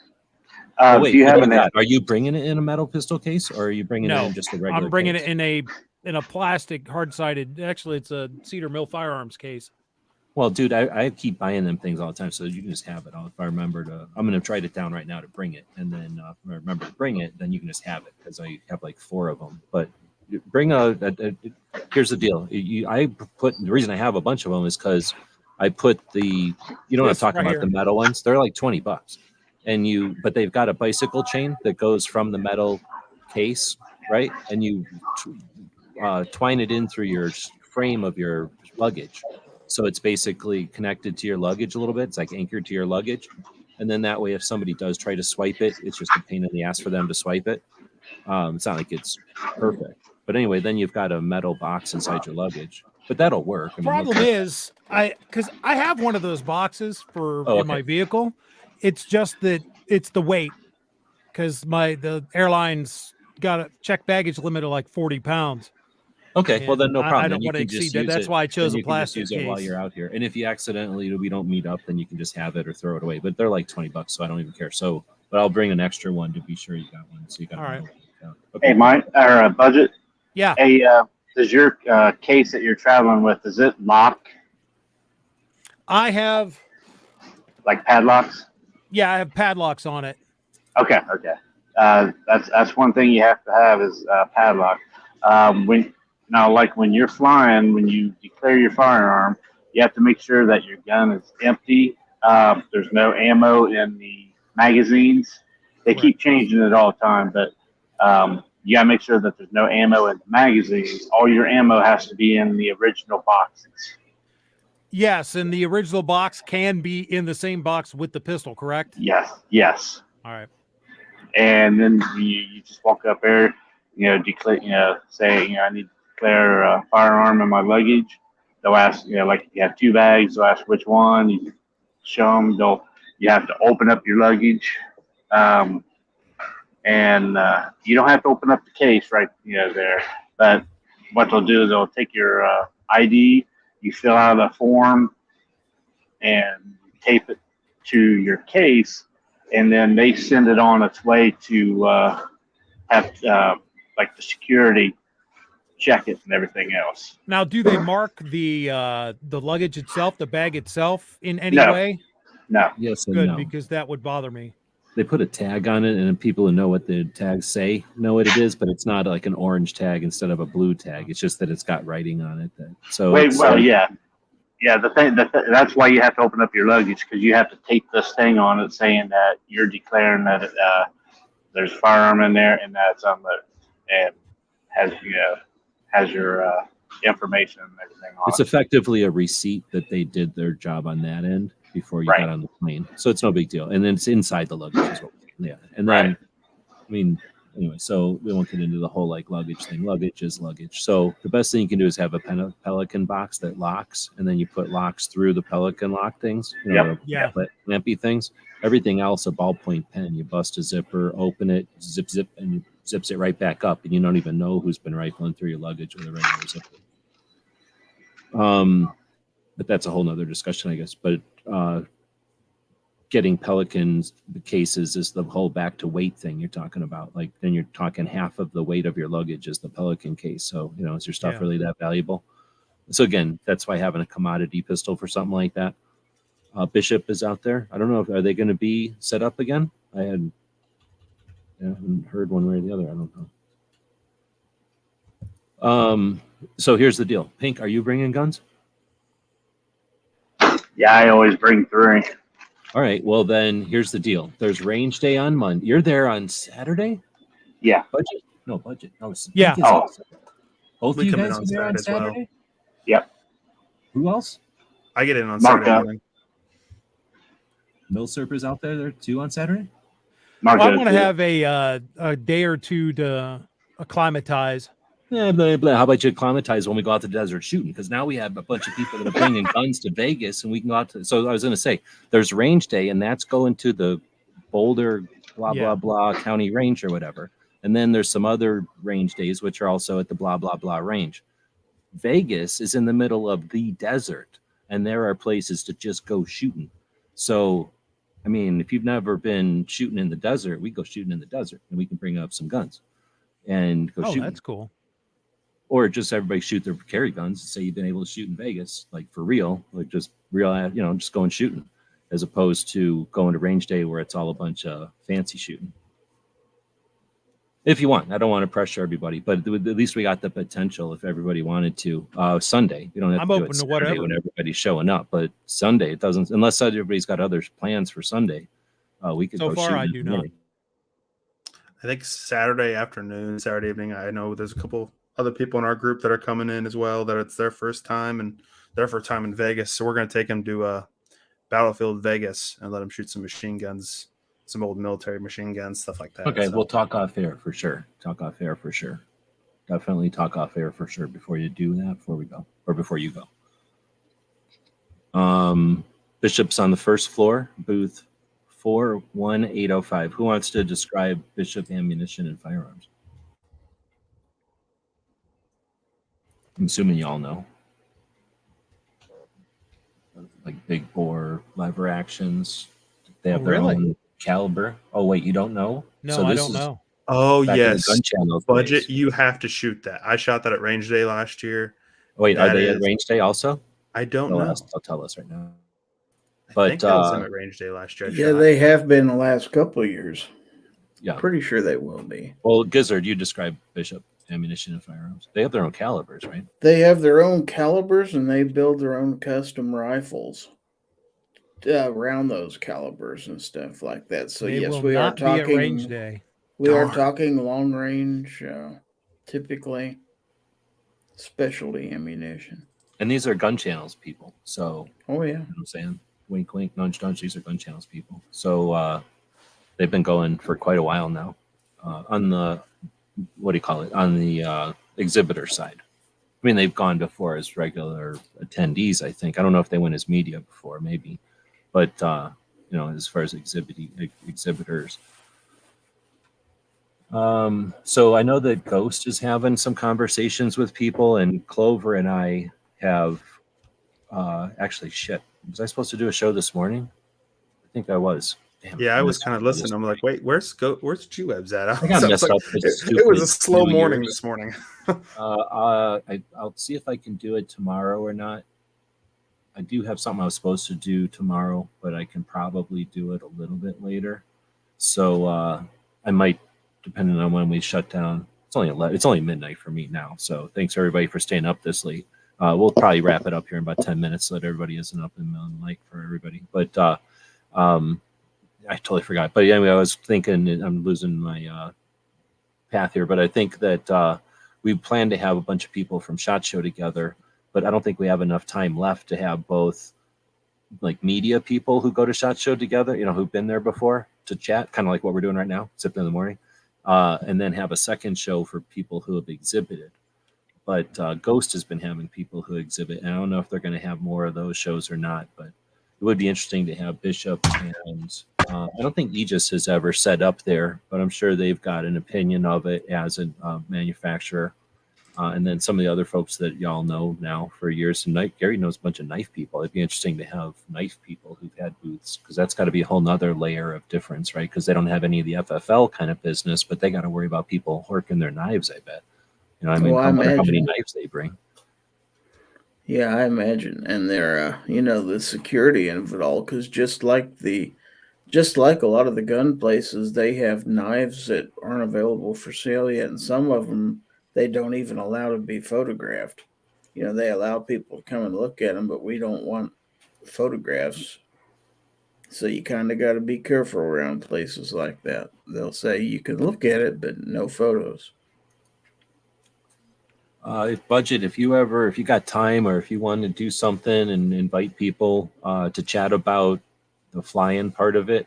My experience with flying is decades ago, but just don't have unrealistic expectations. And if you're flying the cheapest flight, you're not driving, and you're not, taking days off of work to drive type of thing, right? So usually, it's better than not. You're not in the back of a C-130 or some shit either, right? It's the most uncomfortable airline flight is better than a non-closed door on some kind of airplane where you're not even in a seat, or a helicopter or something shitty. So, comfort or whatever, however long the flight is, it isn't like you're going to Hawaii either. You're only going a couple of hours probably. What is your flight time? 3 hours, 4 hours? 4 hours and change. Because it's nonstop. So yeah. But yeah, lots of people I've heard horror stories or whatever. We've had some crazy. When we went to Florida, we got into it. The tiniest plane, except for like privately owned aircraft, like the smallest airline plane I've ever been in. I've definitely been in airplanes where you have to climb up a ladder to get into the airplane, like a million times, but it's all military airplanes. Like I've never been into. This was the first time I ever went into an air when we went to Florida for 9. It was the first time I. Coming back, I got into an airplane from Dallas to Tucson where we were like, what? And they kept taking us down these roads, and or not roads, but like what do they call those little branches of the airports or whatever, where you're like, you sit in waiting for the airplane. They kept taking us further and further and further. I'm like, is there a mistake? Like, we're not employees or whatever. And the next thing I know, we're standing on the freaking tarmac or whatever it's called, the runway shit. And they're walking us out next to the airplane in the air on the concrete. And we walked upstairs to get into the airplane, like in the 50s or something. It was great. So it was like a plane with 2 seats across or 3 seats across, 1 and then a space and then 2. And there must have been 18 or 20 people on it. It was tiny. It was the tiniest like airline. It was like a United Airlines or something, or American or something, but it was like, a little bit bigger than a Lear jet or something. It was crazy small. But anyway, so you're going to have some kind of, are you going to do a review of the airline? Of the flight and that kind of stuff? I don't know. I hadn't. Are there affiliate links to Frontier? I don't know. That'd be interesting. Yeah, I don't either. But either way, you can talk about your bag. Like, my bag was perfect on the airplane. Get some pictures of it in the overhead, get some pictures of it climbing into the plane or whatever, and make lemonade. But it might be a lot of people don't fly the inexpensive ones, and then they figure out that it's like they don't know that it's like 75% of the expensive one, just a bit of uncomfort or discomfort or something, or a little bit of lack if they don't have somebody walk by with drinks or something as easy as that. I don't know. Let's see. Bishop says Idaho Governor Little is scheduled to be at our booth for 10 minutes the first thing on Wednesday morning. That's pretty cool. So is that because like the state is trying to like acknowledge, promote, and hype the businesses in the state, I'm assuming. That's pretty cool. There's a bunch, actually. Wow, that would be cool. Has anybody ever seen or done, I'm assuming you haven't done, but has anybody ever seen anybody do a review of SHOT that's state-centric? I think I may have done a thing one time where I highlighted all the Arizona companies that SHOT, just because I'm like that. You know, I was like, hey, wait a minute, let me list all the Arizona ones, or all the ones I knew. And then I was like, oh shit, most of them are from Arizona. What am I missing? But that would be kind of interesting to see what states are represented. I wonder if SHOT has that data somewhere. They must. Oh, I bet you could get it from one of those apps or the charts or the lists of all the companies. You could probably sort it by state or something and find out how many people are representing each state.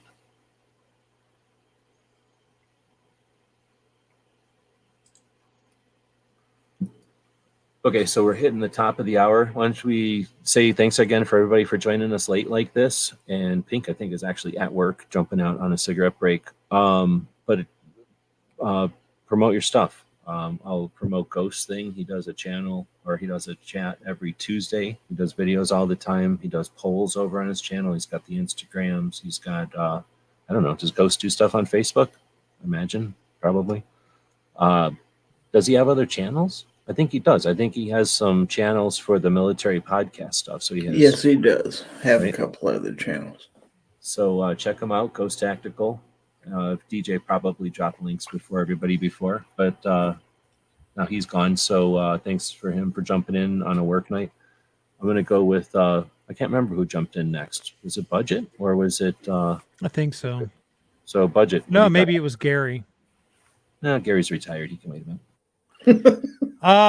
Mike with MK Outdoor Journal, formerly Budget Guides and Gear Reviews. You can find me here on YouTube at MK Outdoor Journal.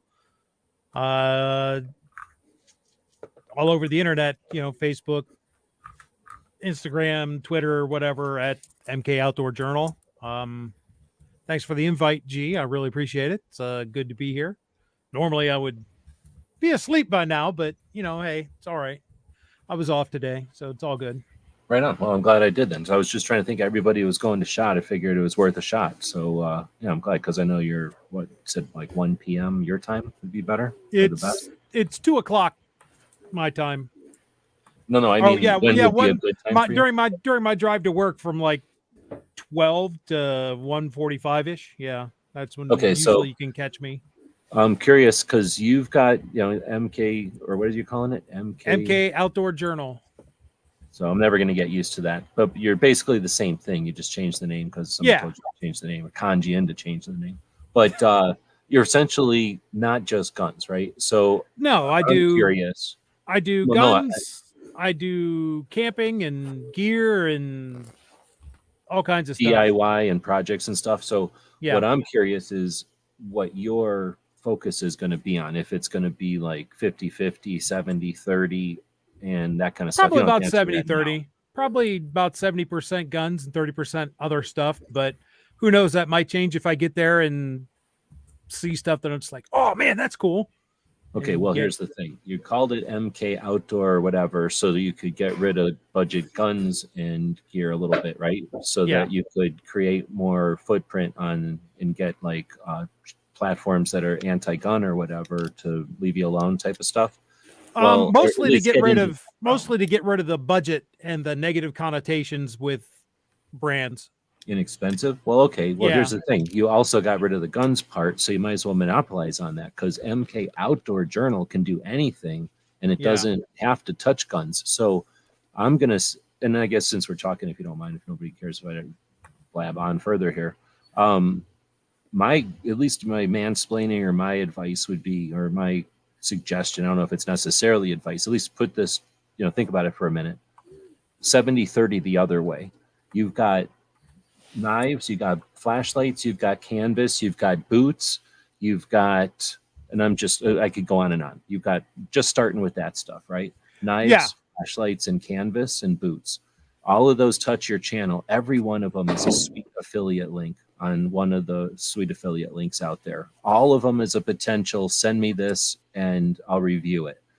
And you're going to use it and it's useful. And now you've got, I mean, I literally have bags from Spec Ops, who's awesome company out of Texas, Midland, Texas, awesomest bags ever. I got them in like 6 or something. Seriously, I got these bags in 6, and you'll look at them, they look like they're brand new, and I use the crap out of them. Like at some point, I'm like, I'm just going to tear these things apart, and I can't.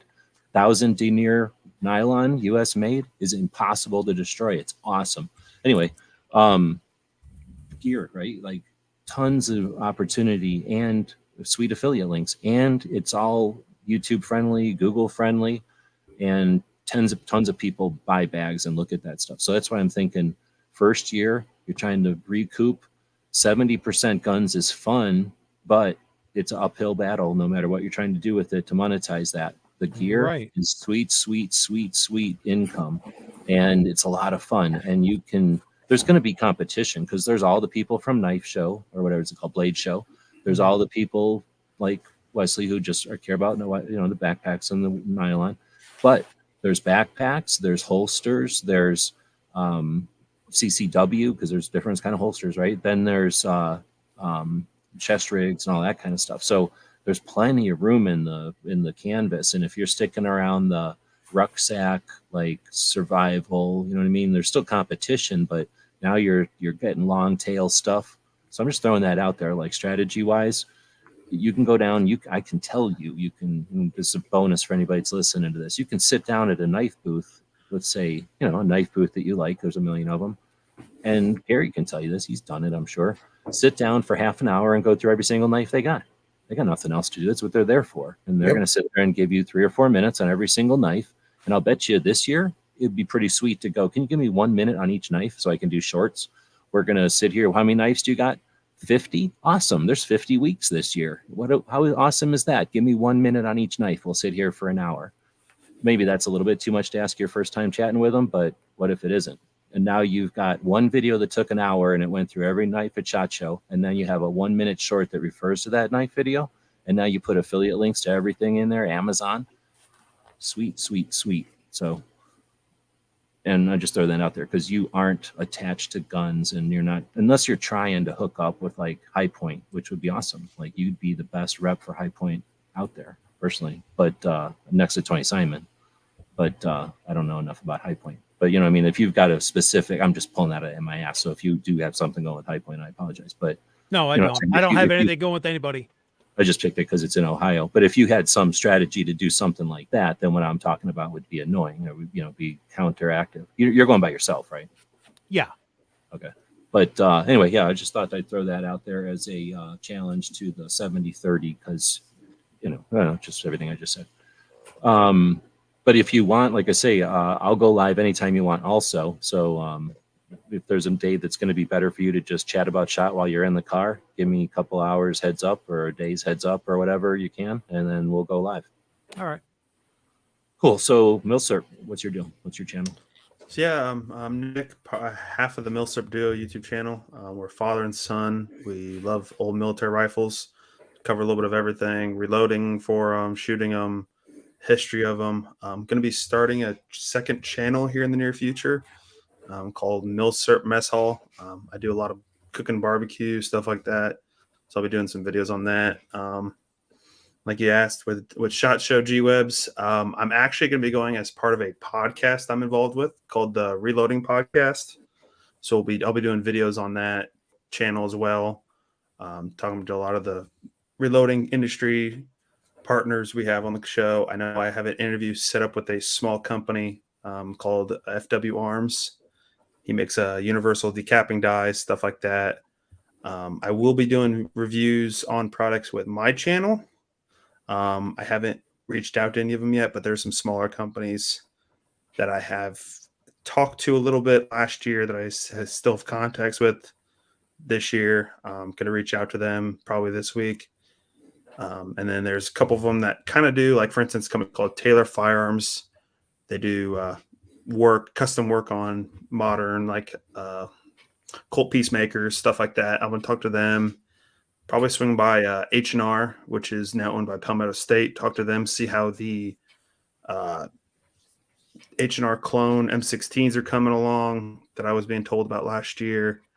Just see what's out there, of course. What's that, semi-auto or? It's going to be semi-auto, of course, but so the gentleman that runs that company now, I don't know if you ever heard of Nodex Spud. Yep. So they got the gentleman from Nodex Spud to come take over H&R, and he's producing H&R M16 A1 clones that look almost identical to the ones that H&R provided to the government back during Vietnam. My buddy has his hands on one. I've seen photos, but it looks incredible. So I'm excited to see one at SHOT. And the gentleman was telling me last year, there's some other stuff he's been kind of playing around with. So I'm excited to see what all's out there.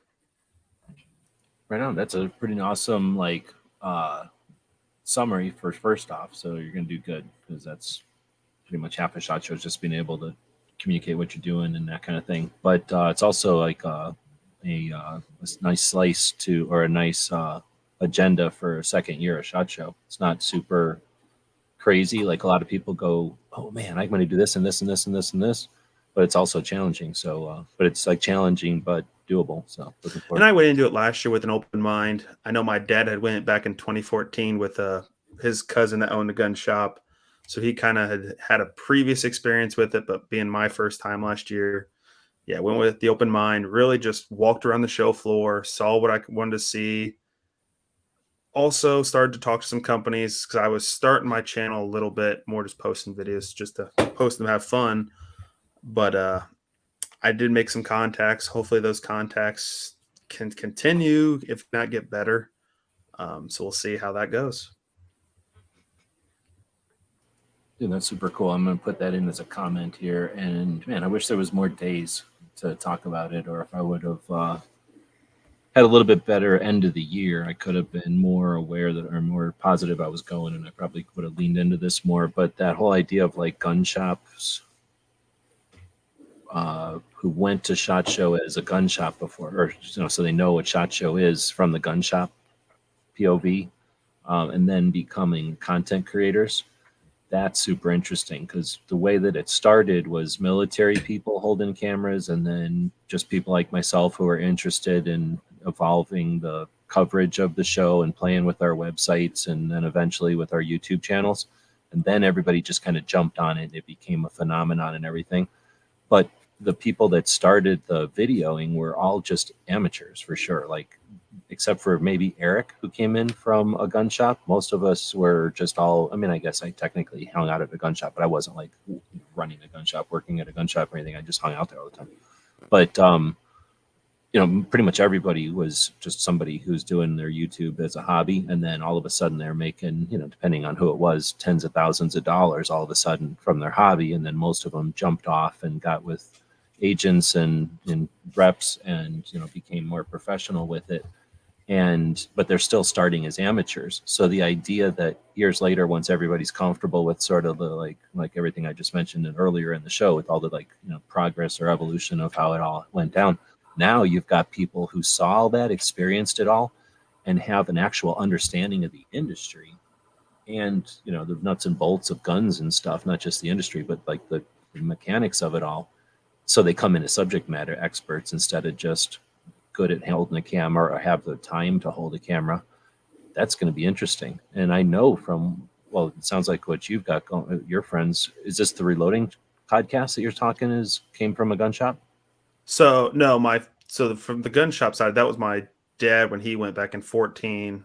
His cousin ran a real range here in town, but I go through the Firearms Radio Network, which is what the podcast is on. That's who I go through. I don't go through my personal channel. Okay. But anyway, the way you mentioned, though, that, having some experience from a gun shop's perspective, I'm going to be interested in that, because of the Machine Gun Nest. They've been doing a lot of content. There's some radio shows, right? The couple that I listen to are gun shops that, are getting into the scene. So coming into it from the experience and awareness of the gun shop, so you're not coming in with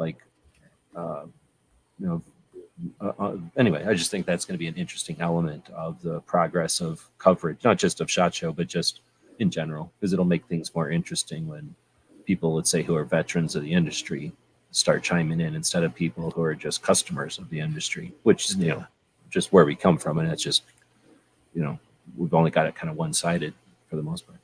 And I will say, like on that G Webs, I know, for instance, last year I did announce some of the companies that we deal with at the gun. Actually, I do work at a gun store. I did say earlier, so I did talk to some of the companies that we work with at the store, and some of the smaller companies that are somewhat local, smaller companies, and they were asking, is your buyer here by chance? I'm like, no, I'm, as of right now, the only person from the company here. So it was kind of nice to have that put out there. And I've been with this gun store for over 6 years, so I've made a connection with a lot of people bigger in the company, plus last year at the convention. So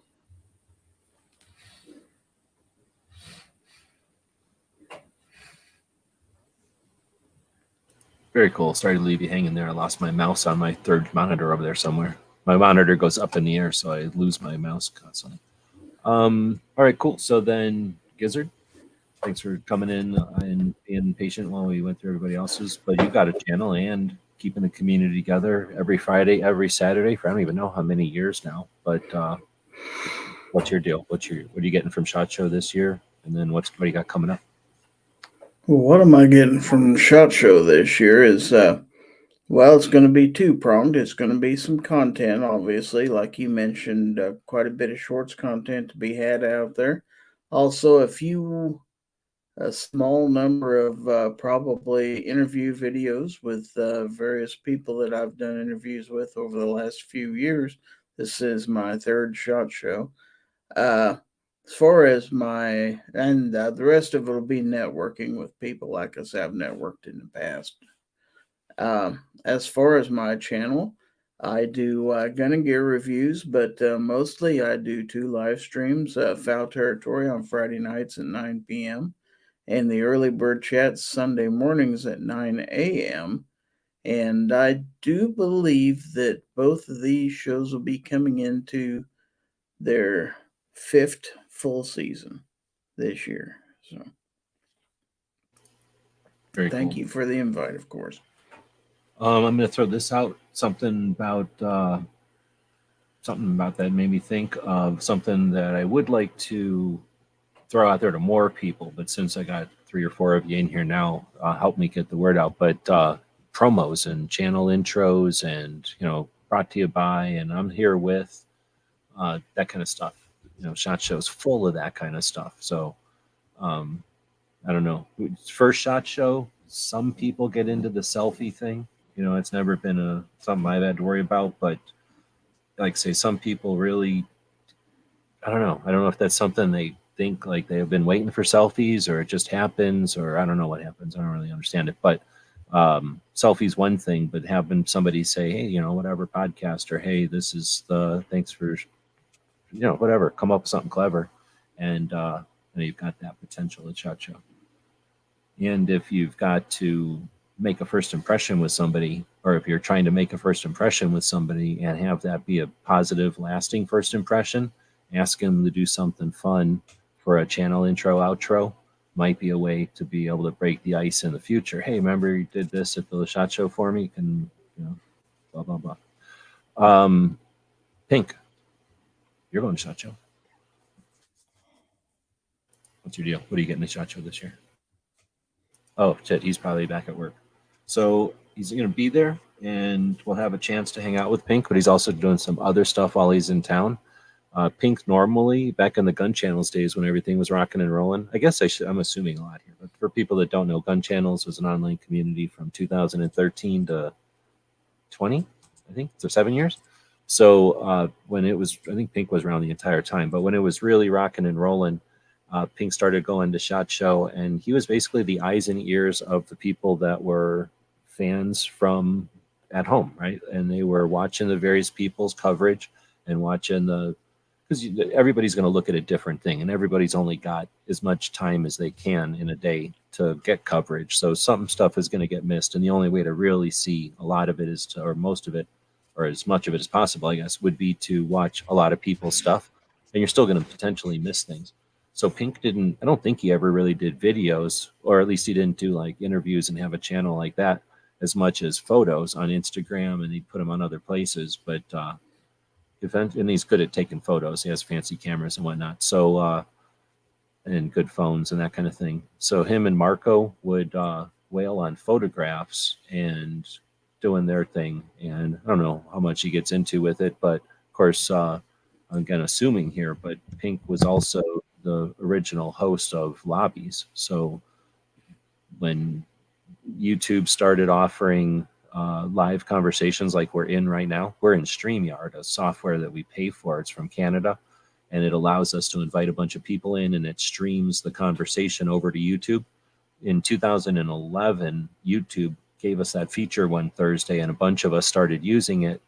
And at some point, we built gun channels in 2013, and everyone had already been familiar with hanging out in these conversations, and that's where a lot of channels got their start, with these live conversations. So when we had gun channels, people would do these live conversations, host these live conversations pretty much every night. And at the end of the night, people would be in an off air. After the conversation went off air, the stream went off, the people would still be in a room, and they'd be off air. And some of those off air conversations are, makes us all friends for life, right? So we had a lot of good conversations in those off airs. And at some point, somebody figured out, why don't we just start a room and go live instead of, just have a show that's not really a show. I think that's how it originated. And then Pink was one of the first people, maybe the first person, but at least the first one to continually do it for any length of time, to just open up a room, go to work, and leave the room, leave the link to the room to a couple of people, and we would drop the link to people who were, capable of being in the room without freaking out or doing any weird stuff, because it was his channel that was on the line. And we would just have these live conversations all night. I think eventually we got to the point where everybody was comfortable enough just dropping the link. So the link would just be dropped in the comments, and people would jump in and have this type of conversation just 24/7 effectively because of Pink. And then eventually Mr. Knives. And then guess what happened? Gun channels went down, and then Gizzard comes along and does effectively the same thing for 4 hours on Sunday and 2 hours on Friday. So that's Pink's. He wouldn't have said that, but that's Pink's deal, where he comes from. And like I say, he's going this year for Range Day and for a couple of days, and then he's got some other things he's got to do in Vegas. Pink's also, and I don't know if this is in your budget, or if Milsurp has ever thought about this, or Gizzard has, because I know Gizzard has done this, but one of the things that Pink will do over the years of going to SHOT Show is maybe fly to Albuquerque or Phoenix, or I don't know if they've ever gone to Denver, but they'll fly into somewhere else and rent fancy cars, like hot rods or whatever they can rent, and then they tear around the country and then show up at SHOT Show to go to Range Day and stuff. And then I don't know, I think they keep their fancy cars. They may trade them in for other rental cars that are less fancy. I don't really remember, because I don't, I always have a vehicle. But yeah, they've had some fun with like that. And I think that would be super cool. I think it'd been awesome if gun channels could have turned into the kind of thing where we all started in like DC or New York or someplace with different kind of vehicles, and we all road rallied to end up in Vegas each year, to make it like, New Year's, we all take off and we all just road rally for the first couple of weeks of January.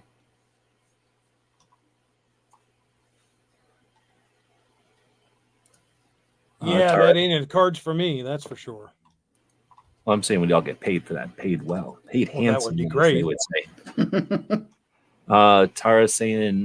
Tara Smith's Kitchen is saying, not gun related, but I did a review on a Harley Davidson locking gas cap. I need some likes and comments on. That's the kind of thing that should bring in some kind of, have an Amazon link to that, right? Used to do logistics, freight, mostly trade shows. Been to Vegas a lot. I have experience on a whole different side of gun shows. You have to be there on time, but you are unloaded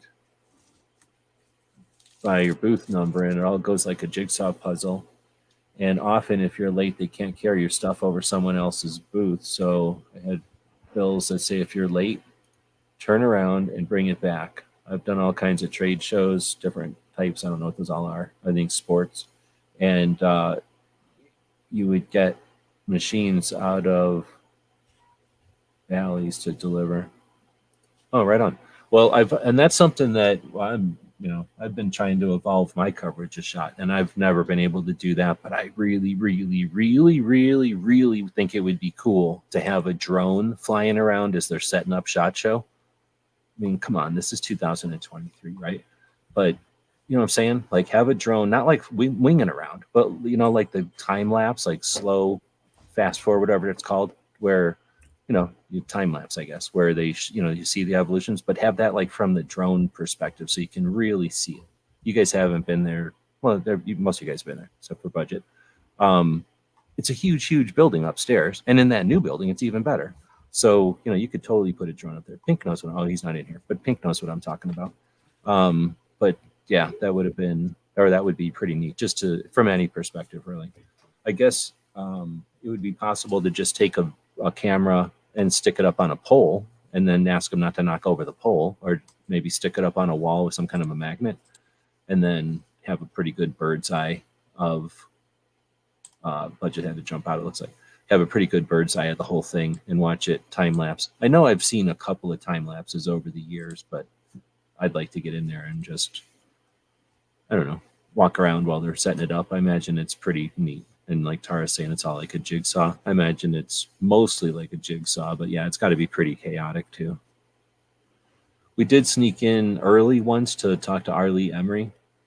Sorry, I always say it wrong. But it was moments early. It wasn't like, it was like a half an hour early. It was nothing like, they were still setting up. They were mostly just, setting their coffees down and stuff. It was not that early.